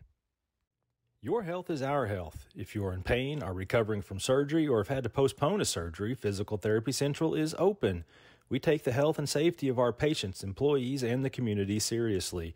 Our clinic is clean and safe so you can get the health care you need. Get back to work, back to play, and back to life faster with Physical Therapy Central. Schedule an appointment today at ptcentral.org or call 405-375-5654.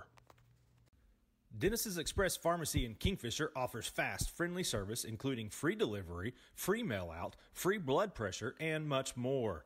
Come see us at 1308 South Main Street. Our convenient store hours and drive-through window make it easy for you to shop for your healthcare needs.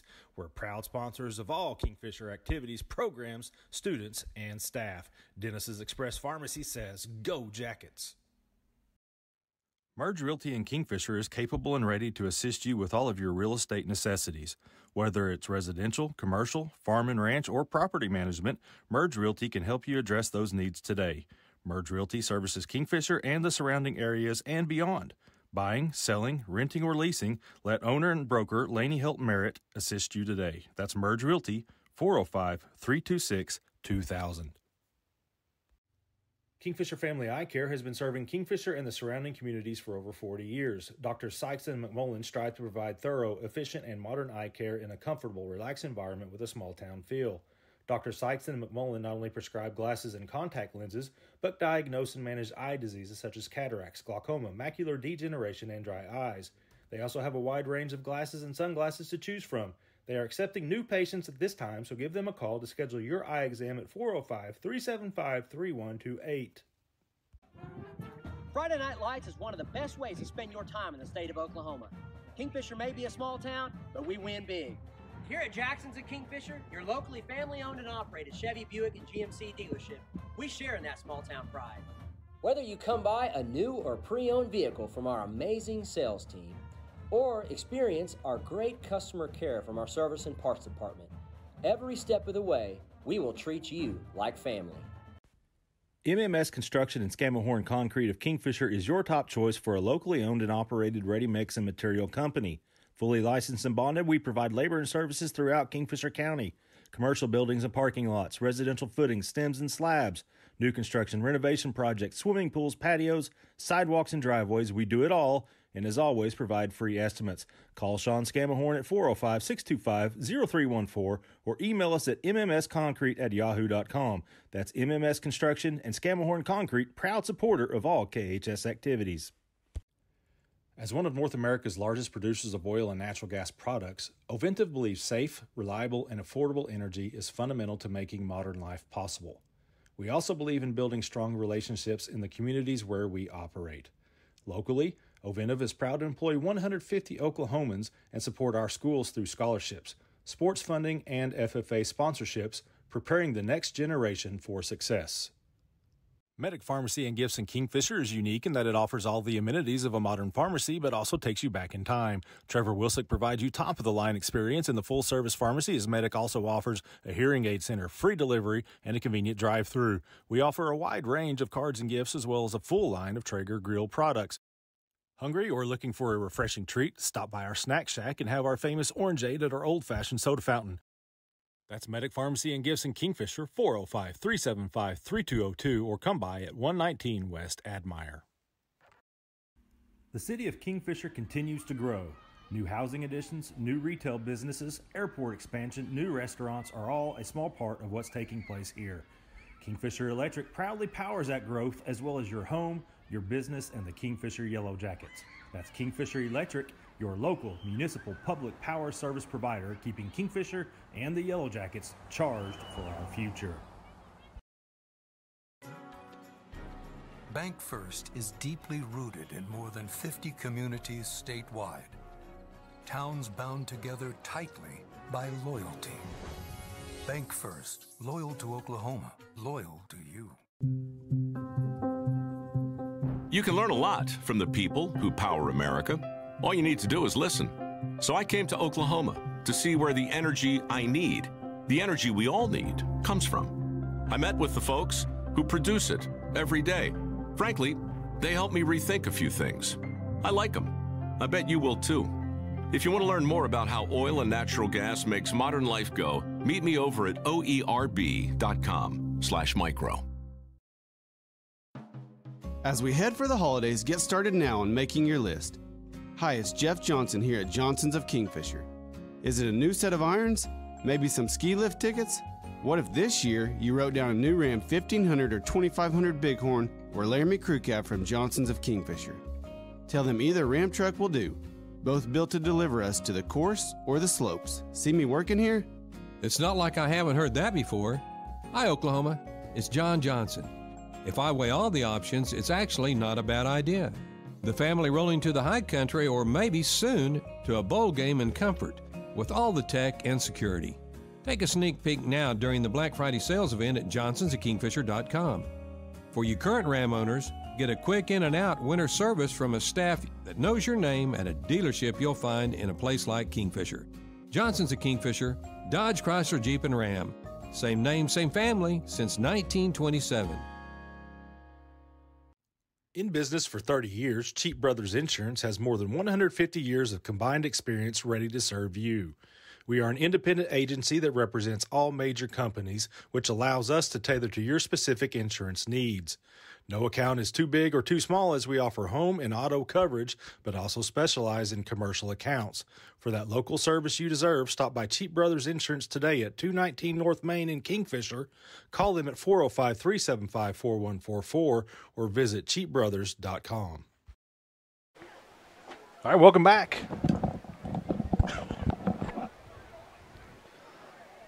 Michael Swisher, Sean Scammahorn. We get set for the second half. Kingfisher will kick off to Anadarko. Let's see, we got a text message.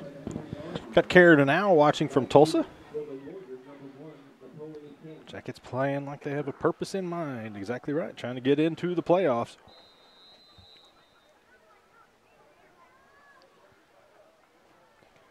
Bank First kickoff into the air. Good solid kick by Kit Sisk inside the 10-yard line. Pendarvis almost to the 28-yard line. Ball's on the floor. Jackets saying they have it. The back judge says they do.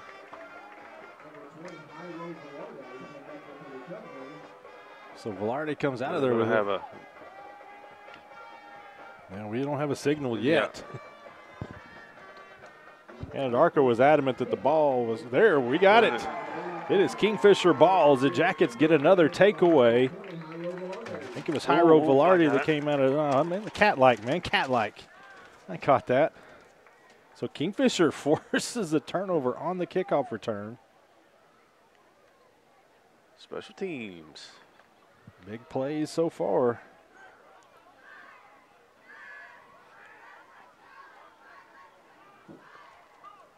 So the Jackets at the 28-yard line. Here to start the second half. 3 wideouts way across the field. They are all bunched over there. I'll leave some single coverage over here. Barton goes out. Birdwell going to try to run up the middle. Nothing going. Yeah, he's just going backwards there. See what they give him for forward progress, but it won't be much. Well, how about loss of a yard?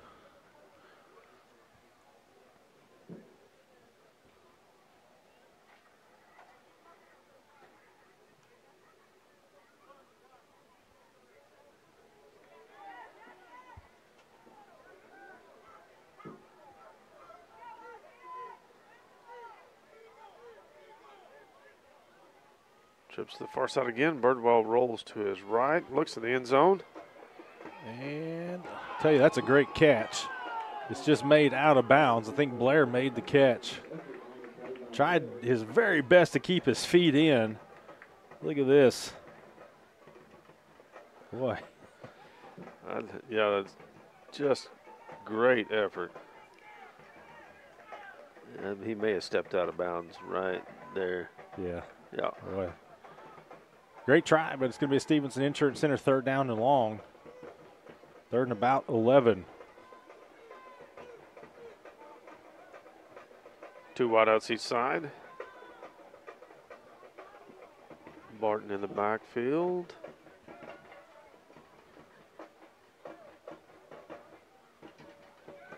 Birdwell's going to run it. He's got some running room, spins out. Gets tackled inside the 25. It's going to be 4th and about 5.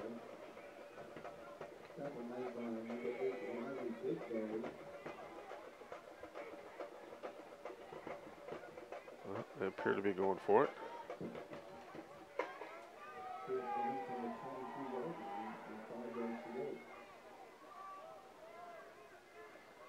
Four wideouts for the Jackets. Barton in the backfield with Birdwell. They're getting the signal.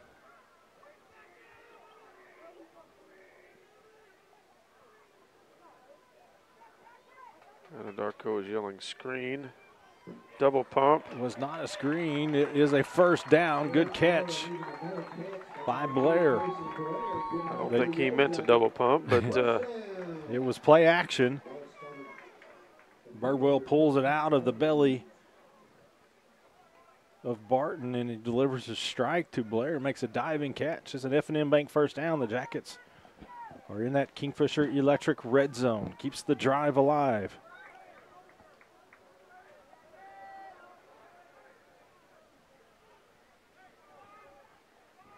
First and 10 to the 14.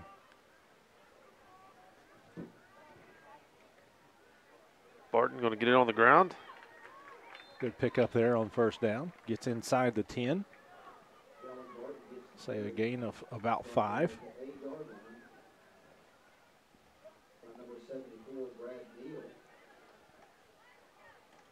Karcher in this time.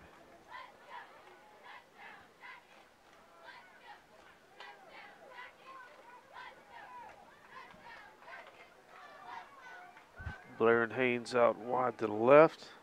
Clock's running, 9:15 to go. 15 on the play clock. Karcher leading Birdwell to the edge. Could have been a hold. Got away with it.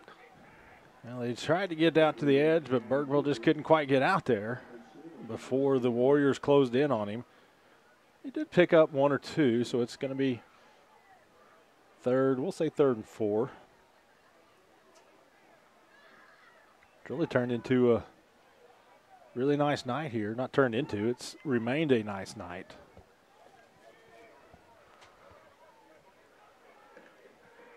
A breeze, but not a wind. We're inside. It's not affecting us. Somebody opens the door so we can get a breeze in here. 3rd and 4. Stevenson Insurance Center 3rd down. Karcher gets wrapped up pretty much as soon as he gets it. So it's going to be another 4th down for the Jackets. And loss of a yard or 2. You're going to bring on Jake Sisk to attempt a field goal. He's going to do it from the far hash. Be about a 26-yard attempt. We'll see where they spot it. Yep, about 26 yards. And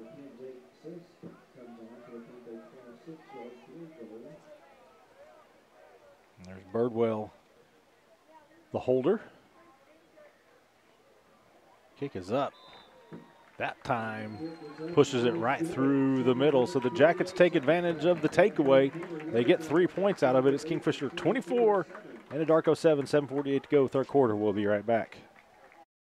Call Capital Roll-Off today for your next project. Our containers are great for construction, remodeling, teardowns, cleanouts, and junk removals. We drop it off, you fill it up, we haul it off. We also offer demolition services. Locally owned and operated by Corey Muggenberg, Capital Roll-Off has multiple sizes to fit your commercial or residential needs. Capital Roll-Off, call us today at 405-375-3333.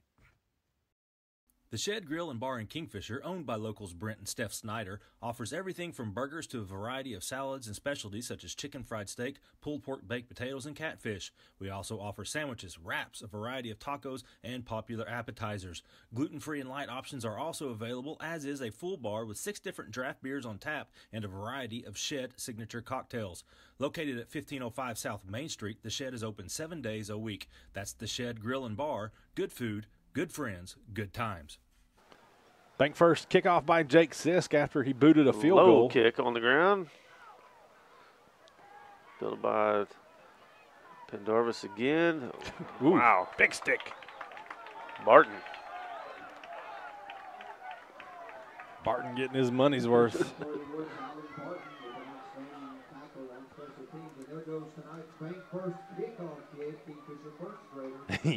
Barton just put his shoulder in the gut, lifted his feet off the ground, and introduced him to the 31-yard line. So the Warriors have the ball, trailing 24-7, 7:42 to go, 3rd quarter. Pass to the near side. Oh.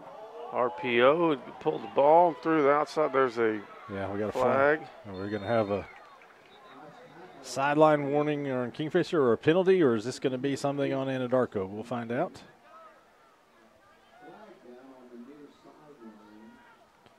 Jackets sure wanted a penalty there.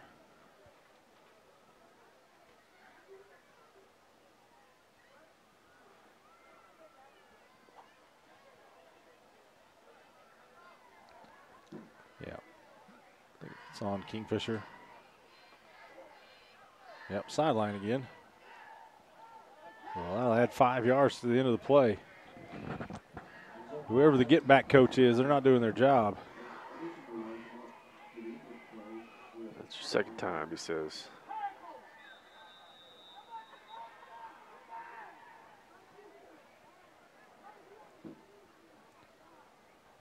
Coach Blundell was giving this official quite the earful.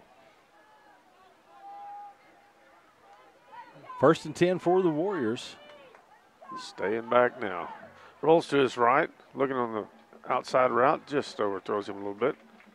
2nd down and Hayes in coverage. Stan was like, I was trying to get out of your way. Got this bum leg. Got 2 bad knees.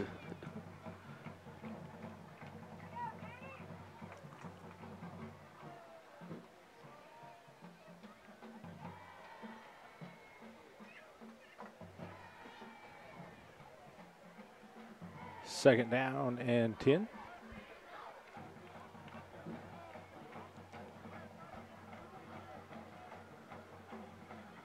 Hand off up the middle. Good positive yardage. Ran hard on that one.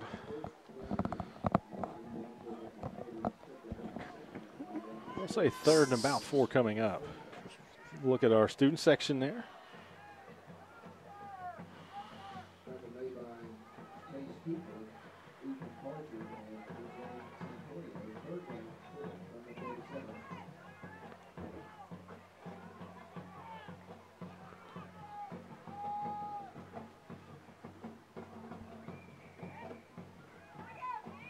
This time Talon backs into the shotgun.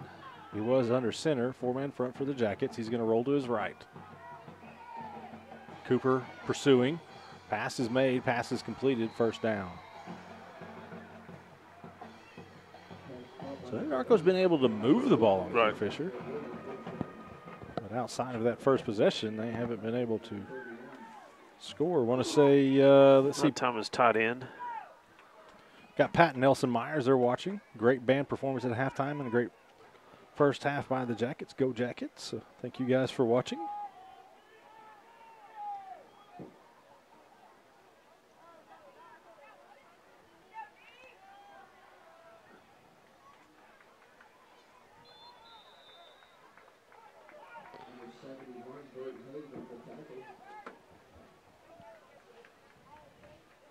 Pick up about 2. Tailback.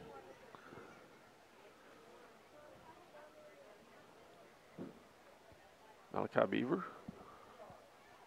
So do we have the plans for Sulphur already made? I saw you guys looking on your maps in here. Or were we checking out spots? Or well, I would just trying to figure out how far Sulphur was. Well, don't you remember going there in '98? I do not. 5:15 to go in this 3rd quarter. Quarterback keeper. Just trying to find a running lane. Not much there. It's going to be 3rd down. So, yeah, Kingfisher 98 finished 4th in the district and barely clinched that last playoff spot. I think they did it in week 9 to get at Deer Creek. And Sulphur was a district champ, and Kingfisher goes there. It was a Friday the 13th. Kingfisher had a guy named Jason Malloy, and he had just an absolutely monstrous second half. Kingfisher just ran away from him. Guys like B.J. Bender and Brad Whitrock was on that team. It's the first team to make the semifinals. Quick pass and out route to Pendergraft. Yeah, good tackle there in the open field. That's Hunter DeLozier. It's going to force a 4th down. We did play Sulphur and Edmond, correct? Yeah, played Sulphur and Edmond in the semifinals. And that would have been 2018.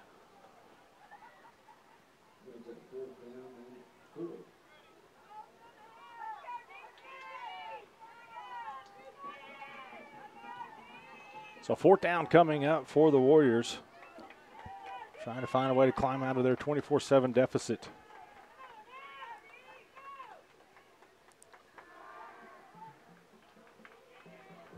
And boy, that's going to be close. Oh. Judging by that spot where he may have gave him, he may move the chains. Looks like he did. Tough angle from up here, but it looked like a good spot. Yep, 1st down. Yeah, I think you're seeing some Kingfisher players like, hey, he was down back here, but it is a 1st down. We'll move the chains.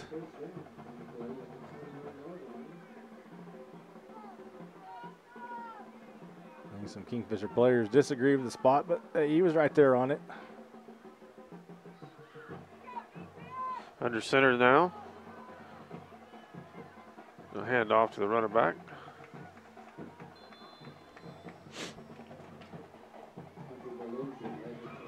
Might have gave him 3 yards.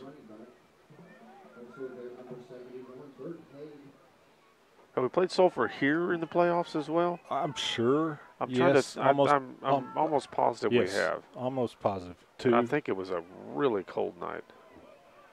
Also a good chance of that.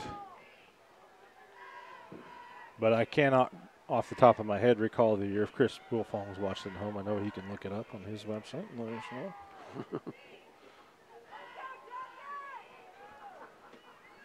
And Rocco got an extra blocking back in the backfield. It may have been more than once. Not much there at all on 2nd down. Delozier in on that tackle. For a loss.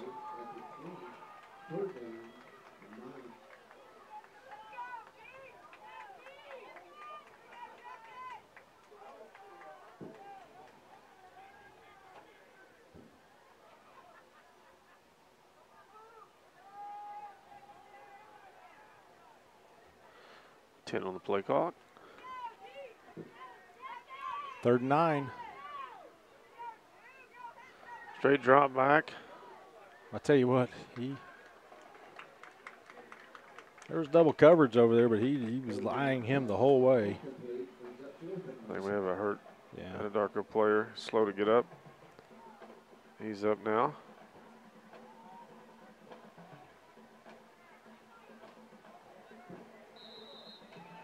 Number 0. Yeah, we're going to have a timeout brought to you by Medic Pharmacy and Gifts of Kingfisher. This timeout called by Anadarko as the Warriors have 1:52 to go here in the 3rd quarter. We'll be back right after this.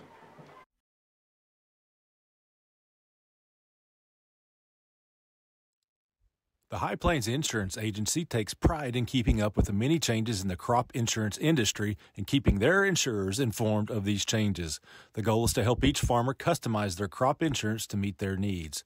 Thanks for your continued business, and remember, call Amy or Danny at High Plains Insurance in Medford and Loyal at 580-395-2447 or toll free at 1-800-346-4056 for a quote today.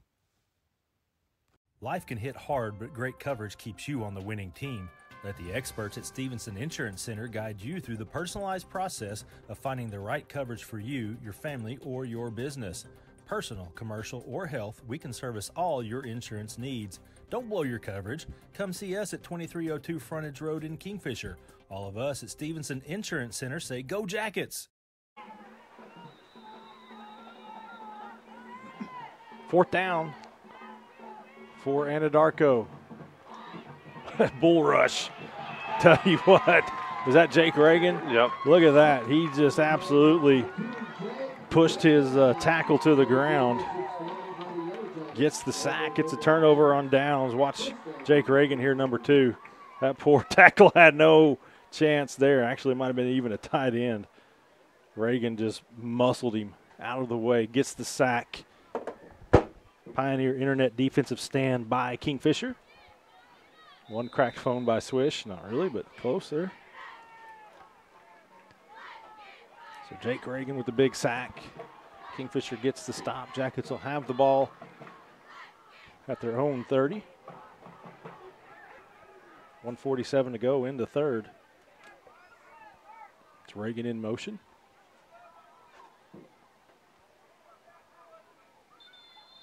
Yeah, I think we're going to have timeout. Kingfisher seemed a bit unsure there. We'll take it with them. Jackets with the ball up 24-7. We'll be back after this. Before the 1930s, most of rural Oklahoma didn't have electricity. With rural areas in such dire need for electricity, the Rural Electrification Administration was created. The REA made modest loans to create rural cooperatives.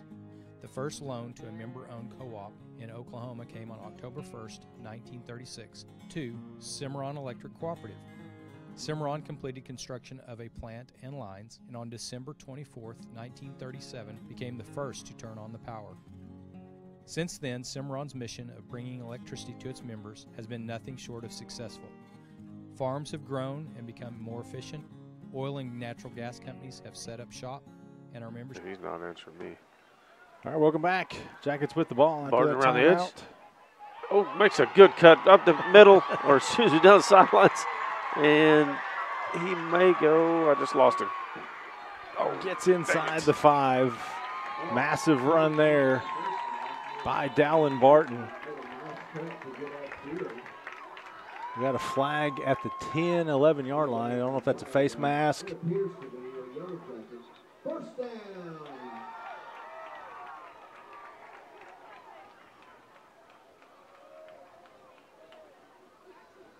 They're going to mark him out at the 7. 63-yard run.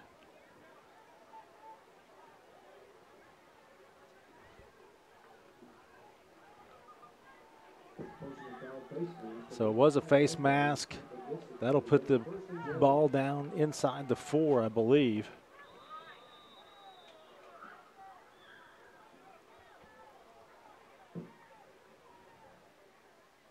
Barton gets it there. Gets down to just inside the 1-yard line, but he's second down and goal.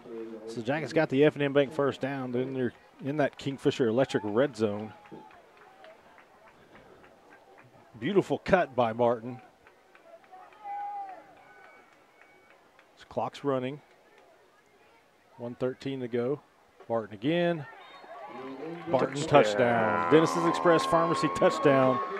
Dallin Barton, that's his 3rd score of the night. 2 rushing, 1 on a kickoff return. We have flags down.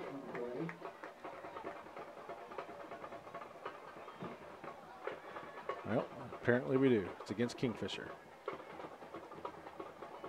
What we got? Unsportsmanlike. So the touchdown is good, but unsportsmanlike on Kingfisher probably will be on the kickoff. Excuse me. I will not. Starting to get a cough like Russell. I may. Got any elixir for that? It may take me a Kingfisher Family Dental extra point. Boy. Roland. 1:10 to go in the 3rd quarter. The Jackets have extended their lead as Kingfisher 31. Anadarko 7. We'll be back after this. Before the 1930s, most of rural Oklahoma didn't have electricity. With rural areas in such dire need for electricity, the Rural Electrification Administration was created. The REA made modest loans to create rural cooperatives. The first loan to a member-owned co-op in Oklahoma came on October 1st, 1936, to Cimarron Electric Cooperative. Cimarron completed construction of a plant and lines, and on December 24, 1937, became the first to turn on the power. Since then, Cimarron's mission of bringing electricity to its members has been nothing short of successful. Farms have grown and become more efficient, oil and natural gas companies have set up shop, and our membership grows every year. Thank you for being part of Cimarron for all of these years.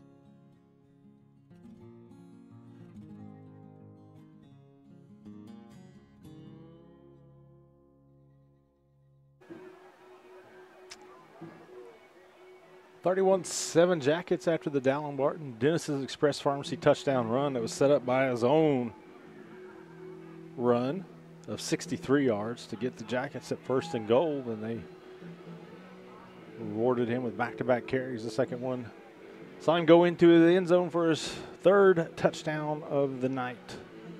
Bank first kickoff coming up from deep in Kingfisher territory. There was an unsportsmanlike against the Jackets. They'll kick it off from the 25.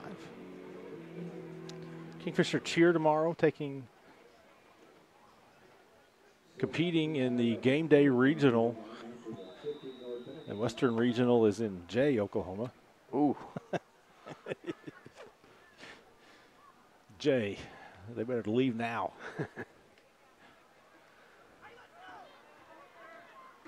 Caught the kick on the run. Tackled at about 45.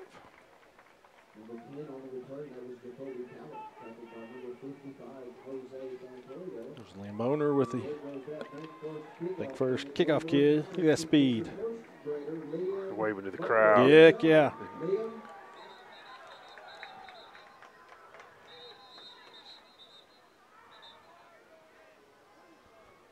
.41 seconds left in the 3rd quarter.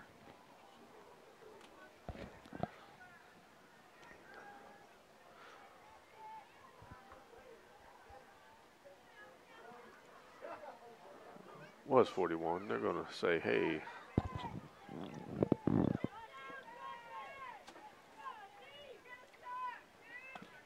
Say, hey, Willie Mays Hayes. I don't know. I think they were doing us all a favor, getting some extra time off the clock. I don't know what the issue was.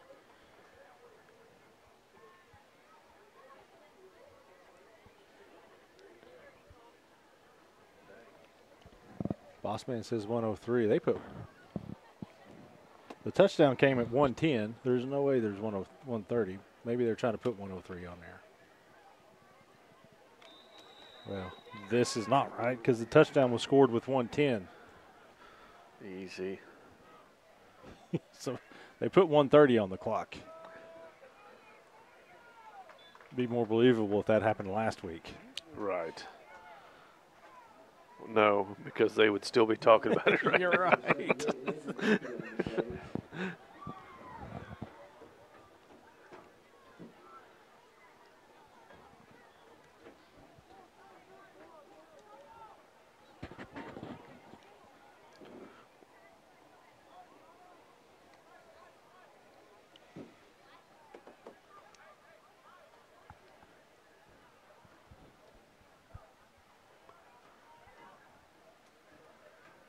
Warriors get set. Oh. Yep. I don't think you can do that, but. Well, they had two guys in motion at once there.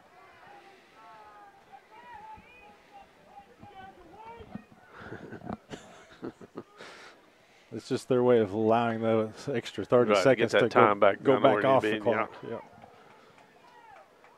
I got one cheer mom wanting to know if anybody's got a plane that can fly him up to Jay tomorrow.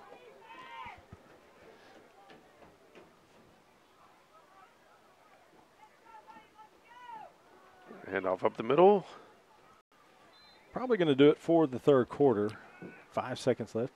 The good thing is, as bad as the drive up there seems, it won't be near as bad as what that drive back feels like tomorrow at some point. So we're at the end of the third quarter. The Jackets have pushed their lead. It's the Jackets 31, Anadarko 7. We'll be back with the fourth quarter after this. Myers Real Property offers an array of services to our great customers throughout central Oklahoma. Fill up with fuel or diesel, grab a snack, and choose from our wide selection of drinks at our 4 convenience store locations: Jacket Express in Kingfisher, Warrior Express in Okarche, Whippet Express in O'Keene, and Tiger Stop in Tuttle. We also feature Cowboy Express Fuel in Kingfisher and Tuttle, as we provide fuel handling services for farmers, oil field sites, convenience stores, and more. Don't forget about One Day Cleaners in Kingfisher, where we not only offer laundry and dry cleaning for clothing and household items, but we can handle alterations needs as well. That's Myers Real Property, a proud supporter of high school athletics in your hometown. Interbank in Kingfisher serves the needs and caters to the economic strengths of the communities we serve with 15 statewide Interbank locations. Through our associates at each location, we strive to provide a high level of personal and professional customer service in a community bank setting while maintaining our commitment to personal integrity, customer service, and community involvement. We're ready to help with all your banking needs. Interbank in Kingfisher, member FDIC, equal housing lender. All right, we're back. Are you guys broadcasting it tomorrow? They won't allow us. We put in for it, and they said no. I love my cheerleaders. I really do. But I'm going to go to Bedlam tomorrow.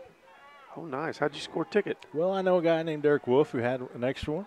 Oh, you were just dogging him on here? I'll talk to him after this because, Yeah. I mean, I kind of like to go maybe. 4th and short. They're going to try the quarterback sneak, and it looks like they got it. Be awful close. They got it.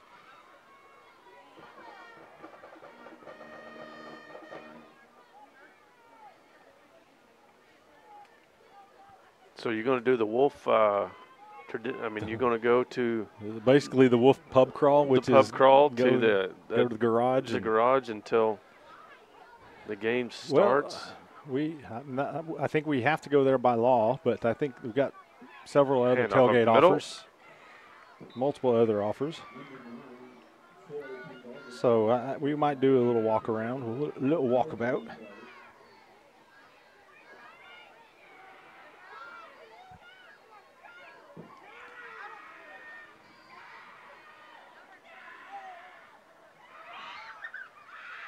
Second down. I thought somebody was fighting over there, but just some yelling. Quick pass to the outside. Oh. Wow. Wow. Haynes looked like he made a good break on the ball, but the official disagreed.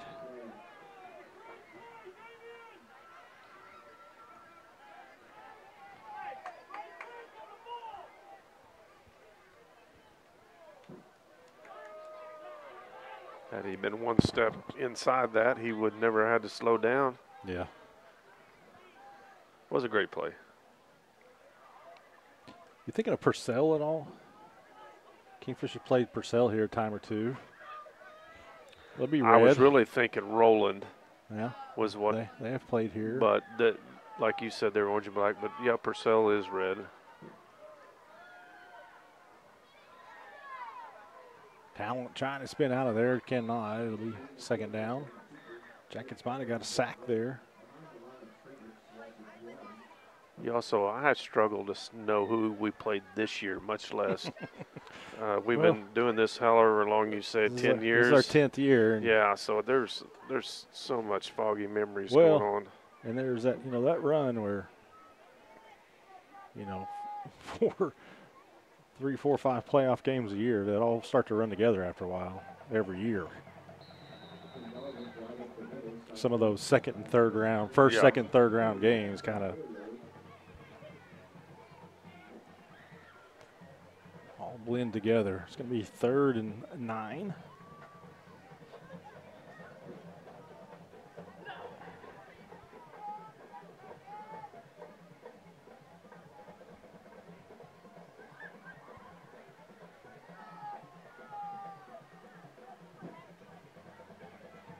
I was talking earlier, the one year it seemed like we went to Seminole 6 times that one year.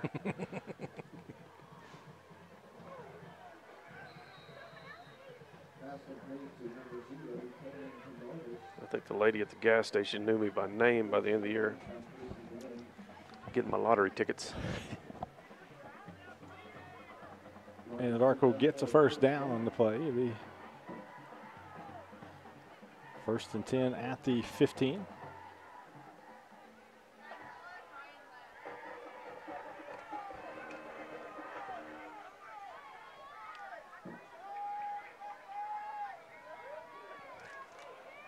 But Sulphur was not the team. We found that out during a timeout. Sulphur has not played here. Fake to Pendarvis, quarterback keeper. Nothing going.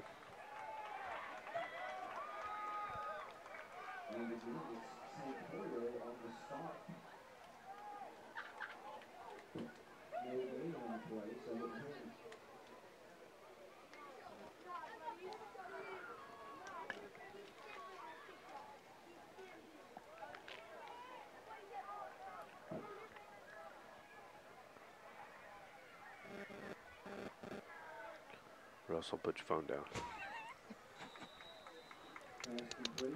Tisk.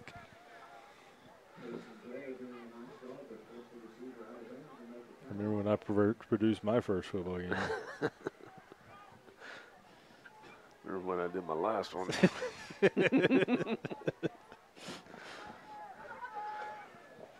It's okay. We've said it over there. It's hard to get fired from this crew. Motion across the field. Throws to Pendarvis. Oh, there's a big hold. I tell you what, there was an absolute jersey pull there. Slow down the Kingfisher defender by just grabbing the back of his jersey. It wasn't. Hey, you didn't get a penalty. It wasn't hidden. It didn't happen then, did it? It did not happen. Unless it's on our replay, and I don't see him paying attention, so it's not on the replay. Metro's up 33-7 on North Rock Creek.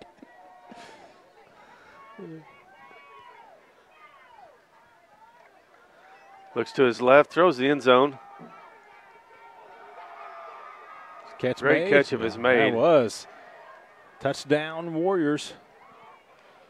Said his name a lot tonight.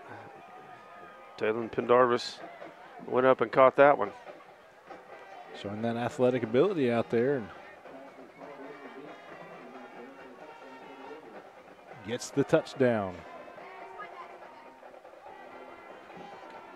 McLeod up 54-7 on Mount St. Mary. So if the Jackets hold on,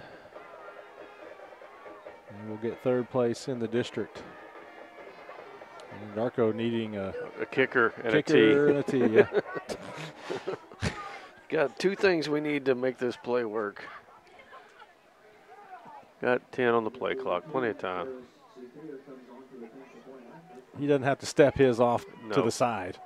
Jackets got good penetration there, and they blocked it.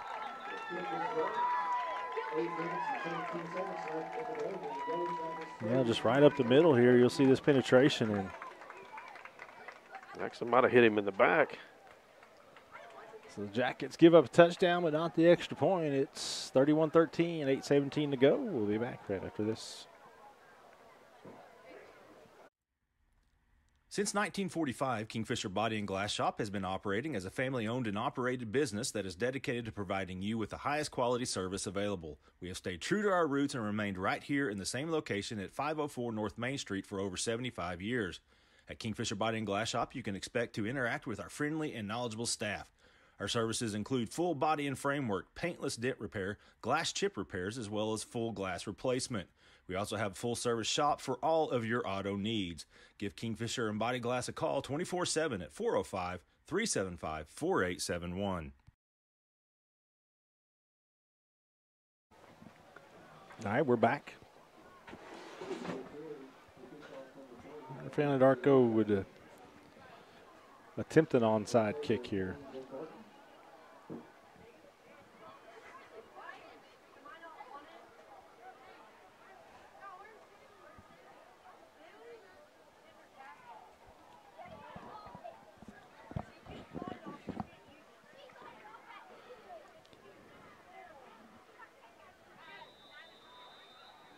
Kingfisher got 6 men on the front, so never can tell.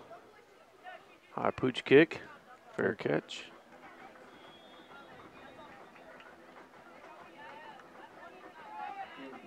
The Jackets will have it at their own 30.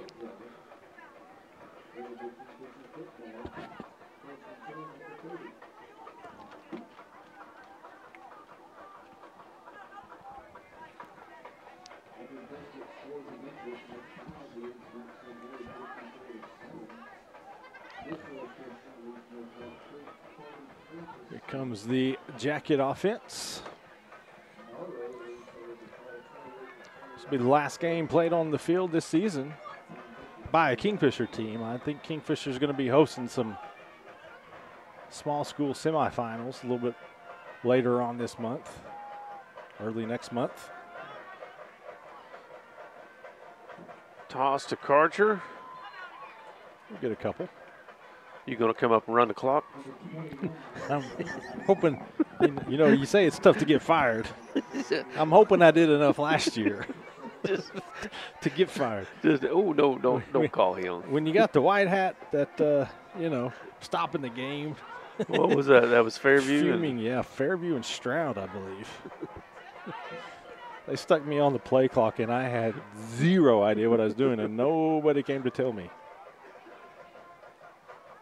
Jeff Myers had to call me from the field house, like, hey, I was like, hey, I don't know what I'm doing up here. I didn't think I was going to be doing this. Man, I was so glad because I came by and I thought, man, I wonder if he needs some help, and I just kept driving by. Best decision I made. Yeah.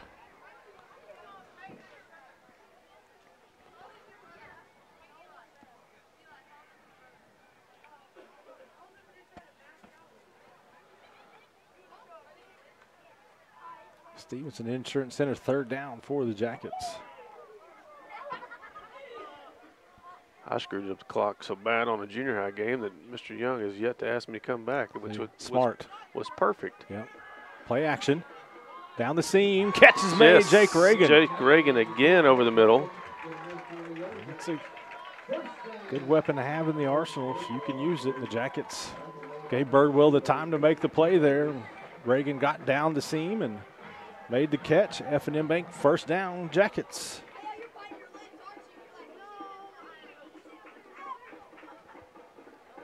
.635 to go.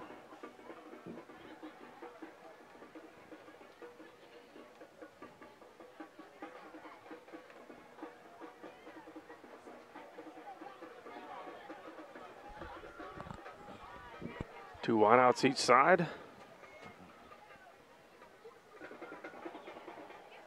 Birdwell tries to get back to the line of scrimmage, and they're going to give him that mark.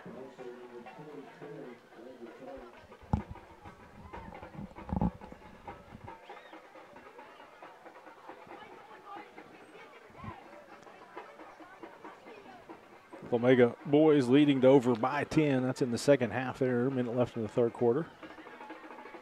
Got the score fixed.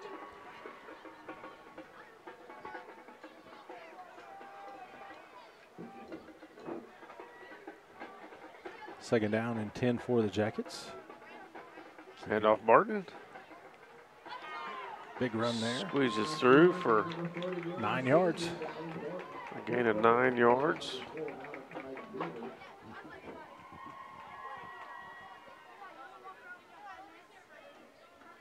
Man, look at these replays. Beautiful work. Yeah. Once you can wake a guy up, no telling what you can get done. Smack a guy around once and get some respect around here.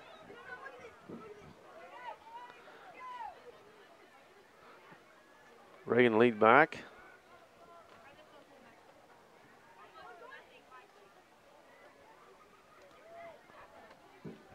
Kingfisher working down the play clock. 4:45 to go in the game clock. But we're going to keep it on the ground. Easy first down, F&M Bank first down for the Jackets. Took a pretty good hit from the back. Did. Probably felt that on the hit and on the landing.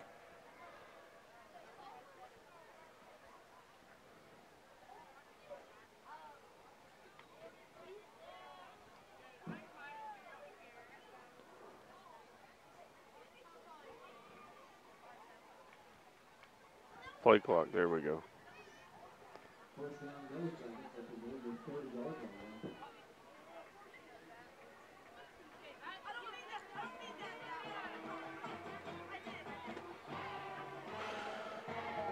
This will be the 24th straight year Kingfisher to reach the playoffs.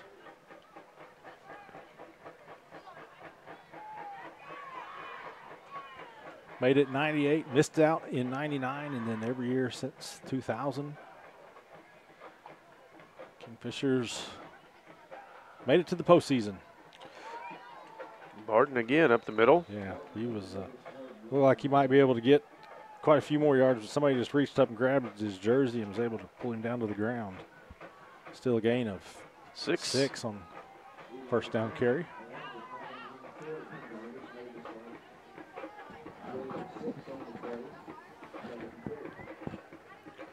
Karcher goes in.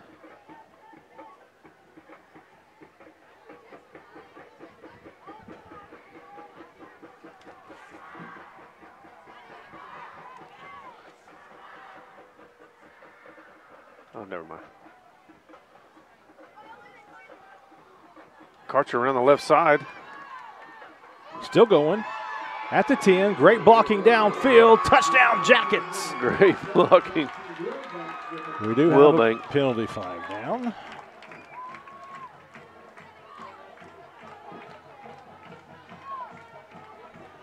Some really good downfield blocking by the Jackets. I don't know what that penalty flag is there.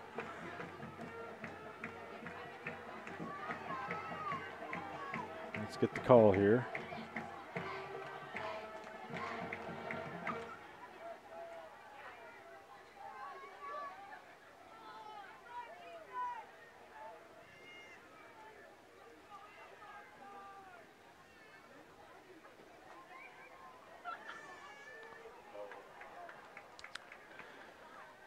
Holding. So about that touchdown. Not so much. Best we can do is. But it is an F&M Bank first down. Yep.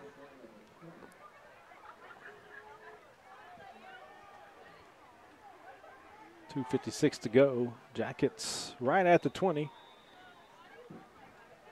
Good enough to call it the Kingfisher Electric Red Zone.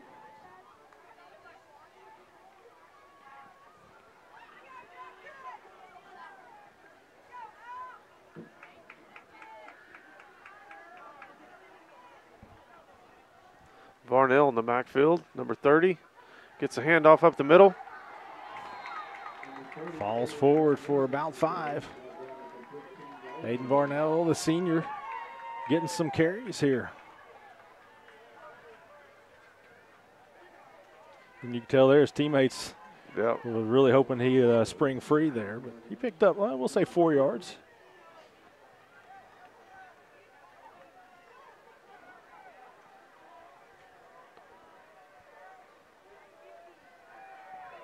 Birdwell said, just run forward. I will hand you the ball.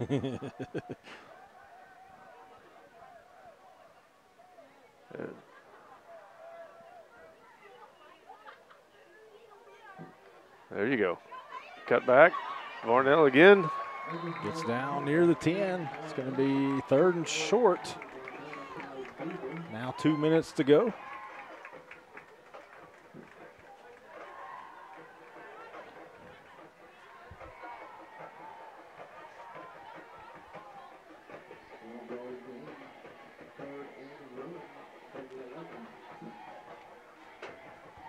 Jack is getting back up to the line.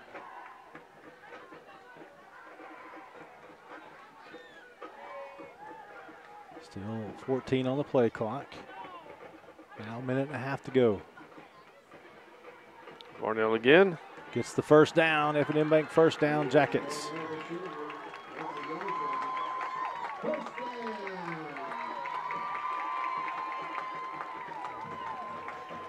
Yeah, run the clock, guys. Yep. Jackets need to get up there, and if you want to let Varnell score, give him the ball a couple times. Barton was like, wait a minute, that's my area.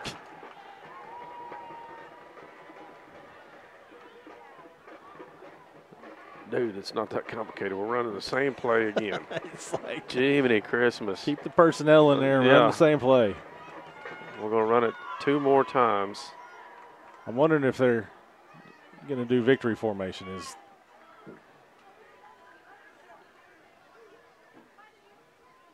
Yeah. Oh. And that's going to do it. Much to the chagrin of the crowd's like, let him score. They wanted Varnell to get the touchdown, but Coach Blundell said we've done enough. We're going to take the victory, and we're going to go into the postseason.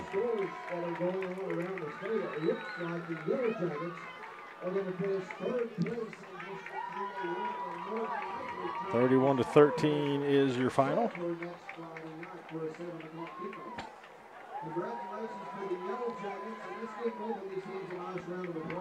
Final 5 seconds now, ticking off the clock.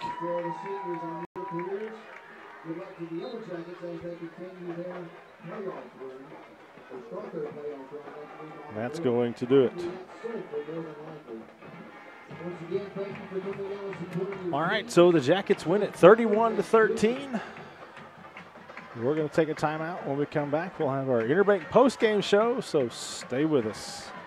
Nearly 200 years ago, mercy began with one woman who inspired others to protect the vulnerable, comfort the sick, and deliver exceptional care wherever it was needed. This ministry still endures today with the same mission: to share God's mercy and make your life our life's work.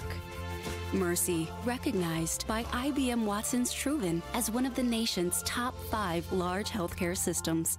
Again. Based in Central Oklahoma, Merit Network Solutions has all the tools to keep you and your business connected with the rest of the world. Owned and operated by Jasper Merit, we specialize in network maintenance installation. That includes installing servers, computers, Wi-Fi, security devices, and more. We have clients in nearly every line of business in the surrounding area, as well as much of western Oklahoma. No job's too big or too small, and we're willing to travel wherever you need to help make your networking needs a reality. Visit us at meritnetworking.it or 405-368-4486. Born and raised in Kingfisher, Dr. Drew Hendricks returned to his hometown to take over the Kingfisher Family Dental and Implant Clinic. Dr. Hendricks has taken the practice to new heights with his state-of-the-art facility, now open at 2700 South Frontage Road. He and his upbeat, fun, and caring staff offer cleanings of all sorts: implants, crowns, bridges, dentures, filling procedures, root canals, and much more. We love to see patients of all ages. That's the Kingfisher Family Dental and Implant Clinic. Call 405-375-4949 for an appointment. And be sure to visit our office at 2700 South Frontage Road. F&M Bank loves giving back to the communities we live and serve in. Banking with us ensures your money goes back into your community. Our goal is to provide you with reliable banking you can trust, delivered with unique passion for service. F&M Bank has all the modern banking services: mobile banking, lending, reward checking, electronic checking, and more. We invite you to come see us at any of our 8 locations. Come find out what relationship banking is all about. F&M Bank, member FDIC, equal housing lender. Dr. Jeffrey Danner and his team have provided preventative, restorative, and cosmetic dental care for our patients for over 15 years in the Kingfisher community. Dr. Danner offers same-day crowns, dental implants, clear aligner orthodontics, and many other unique dental services with comfort, integrity, and excellence as his top priorities in a beautiful, clean, and welcoming environment. Most insurance plans accepted. Financing and in-house membership savings plans available. Visit us at 901 Hospital Circle or online at kingfishersmiles.com or call us at 405-375-3857. Kingfisher Dental Designs, where dentistry and art come together. All right, welcome back. The Jackets win it 31-13. Yeah, our man Eli went down to take a picture. I don't know if he just tripped on a cord on his way, but yeah, we had a blank screen there for a moment. But the Jackets win it 31-13 over Anadarko, so they wrap up the regular season 4-6. They finish 4-3 in District 3A1 in a 3-way tie with McLeod and North Rock Creek. The Jackets will get third place in the district via the district points, and North Rock Creek will get fourth. So North Rock Creek will go to Heritage Hall. Kingfisher will go to Sulphur in the first round of the playoffs. And Marlowe, I believe, will head to Metro Christian. And then it's Perkins. It was going to be a mess to see who got fourth in that District 3A2. So we'll see how that plays out. But most important thing for the Jackets is for the 24th consecutive year they advanced to the playoffs, and got some individual stats to start coming through. Oh, what's that? Oh, Russell said. All right, so let's look at some stats here for the Jackets. On the ground, 34 for 177. Anadarko, 25 for 64. So the Jackets, of course, Anadarko playing from behind in the second half and didn't run it a whole lot, but they were not productive. 2.6 yards per carry. The Jackets, 5.2. 8 for 16 through the air for Kingfisher, 168. A lot of that damage done in the first half. Anadarko 23 of 34 for 181. The Jackets 345 total yards on 51 snaps, 6.8 yards per play. That's a football field further than what Anadarko was able to get, 245 yards, 4.1 yards per play. Of course, the 2 turnovers were big for the Jackets, forcing those turnovers. Individually, Jet Birdwell 7 of 15 through the air, 128 yards. He had a touchdown pass to Jackson Wilbanks. Damian Haynes, 2 catches, 49 yards. Jake Reagan, 2 for 46. Both of those were for first downs. Barton had a 40-yard reception. Then Wilbanks, Ethan Carter, Case, and Blair all 1 catch apiece. 11 for 92 on the ground for Dallin Barton. Jet Birdwell, 10 of 40. Ethan Carter, some good yards, 8 for 37. Then we saw Aiden Varnell get his 3 carries for 14 yards late. Tackling, Dallin Barton, 12. Jose Santoyo was in on 10 tackles for the Jackets. Jairo Velarde, he's the leading tackler coming into tonight. He had 6 tackles. Ethan Karcher was in on 6 tackles. Some of the leaders for the Jackets there. But, Sean, this was a game where, you know, are we going to get the Kingfisher team we saw against McLeod, or are we going to get the Kingfisher team we saw against North Rock Creek? Early on, it was North Rock Creekish. Right. But for the last, 3 quarters plus, it was the McLeod game, and the Jackets did what they had to do and got the job done. Yeah, we had success, running the ball and throwing the ball, which enabled us to go up down the field and get a few scores. And defensively, played good, but you had special teams twice. Yeah. That it was got all-around ball game. Yeah, the kickoff return for a touchdown after Anadarko had driven 80 yards to score to take a 7-0 lead. We're like, okay, well, this place is dead. Nobody's lively, and then Dallin Barton goes 88 yards to answer their touchdown with a kickoff return for a touchdown. So that was huge. And then to start the second half, the Jackets force a fumble on the kickoff down here, and they ended up getting some points out of that. So special teams big tonight. Defense did its part. Offense much improved tonight. So how about some highlights presented by that man right there, Edward Jones financial advisor Chad Burnham. Take a look at some highlights from the game. That was a big fourth down conversion there on a play action as Cason Blair dives to make the catch. Look at Jake Reagan again. That's what you call the bull rush. Yeah, just destroyed him. Kingfisher's special teams here blocked an extra point as well. So there's another, we failed to mention that part. So special teams really solid job tonight. Jake Reagan had a couple of big catches. That one moved the chains. Here's the run by Karcher. Run that almost was. The touchdown that wasn't. But it did, it was good enough to get a first down. A holding penalty negated the touchdown. I think Aiden Varnell here got some carries. Good to see the senior get some carries. 3 rushes and a first down. So those were some second half highlights by the Jackets. Now our Cheap Brothers Insurance cheap shot play of the game, and we just talked about it. Did it. After Anadarko had gone up 7-0, Dallin Barton catches it near side, runs to the far side, gets some good blocking, takes it to the house for the touchdown. And that ignited the team. You know, again, they hadn't done anything on offense, and the stadium was pretty dull, pretty dead. One lady here begging everybody to stand up. So Miss Parker. That was a huge play there. So that's your Cheap Brothers Insurance cheap shot play of the game. I appreciate Pat Cheap and Cheap Brothers Insurance for sponsoring us this year. So, you heard the stats. Leading tackler, leading rusher. He completed a pass. He returned a kickoff for a touchdown. Wow. That is good enough to be our Jackson's Auto Family player of the game, if you ask me. One thing he didn't do was kick a PAT, and he'd have had an all-around game. Scored 3 touchdowns on the night. There's your guy right there, Dallin Barton. 2 rushing touchdowns, 1 kickoff return for a score. Caught a pass for 30 yards. Threw a pass for 40-plus yards. Was in on 12 tackles, some big hits tonight. And then look at that cut right there. That was a fantastic cut. And then he was able to finish off after that long run, finished it off with that touchdown run, his second rushing TD of the night. So Dallin Barton, your Jackson's Auto Family player of the game. So again, the Jackets win 31-13. So they are in the playoffs for the 24th straight year.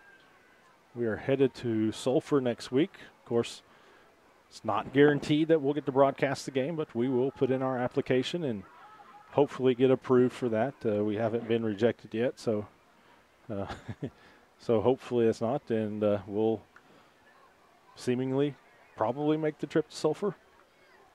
I'm not getting a lot of confirmation around me, so we'll see there. But now we'll be there next Friday night as the Jackets take on Sulphur in the first round of the Class 3A playoffs. I want to thank Eli Johnson for manning the camera up top. Some great work down there. And Kenny Lunsford for our Oventive sideline cam for as long as that battery would let him do it. We got some great shots from down on the field tonight. Sean Scamahorn for all that you do, and Russell Stitt for doing everything else. My name is Michael Swisher. This has been Kingfisher High School Football presented by Johnson's of Kingfisher.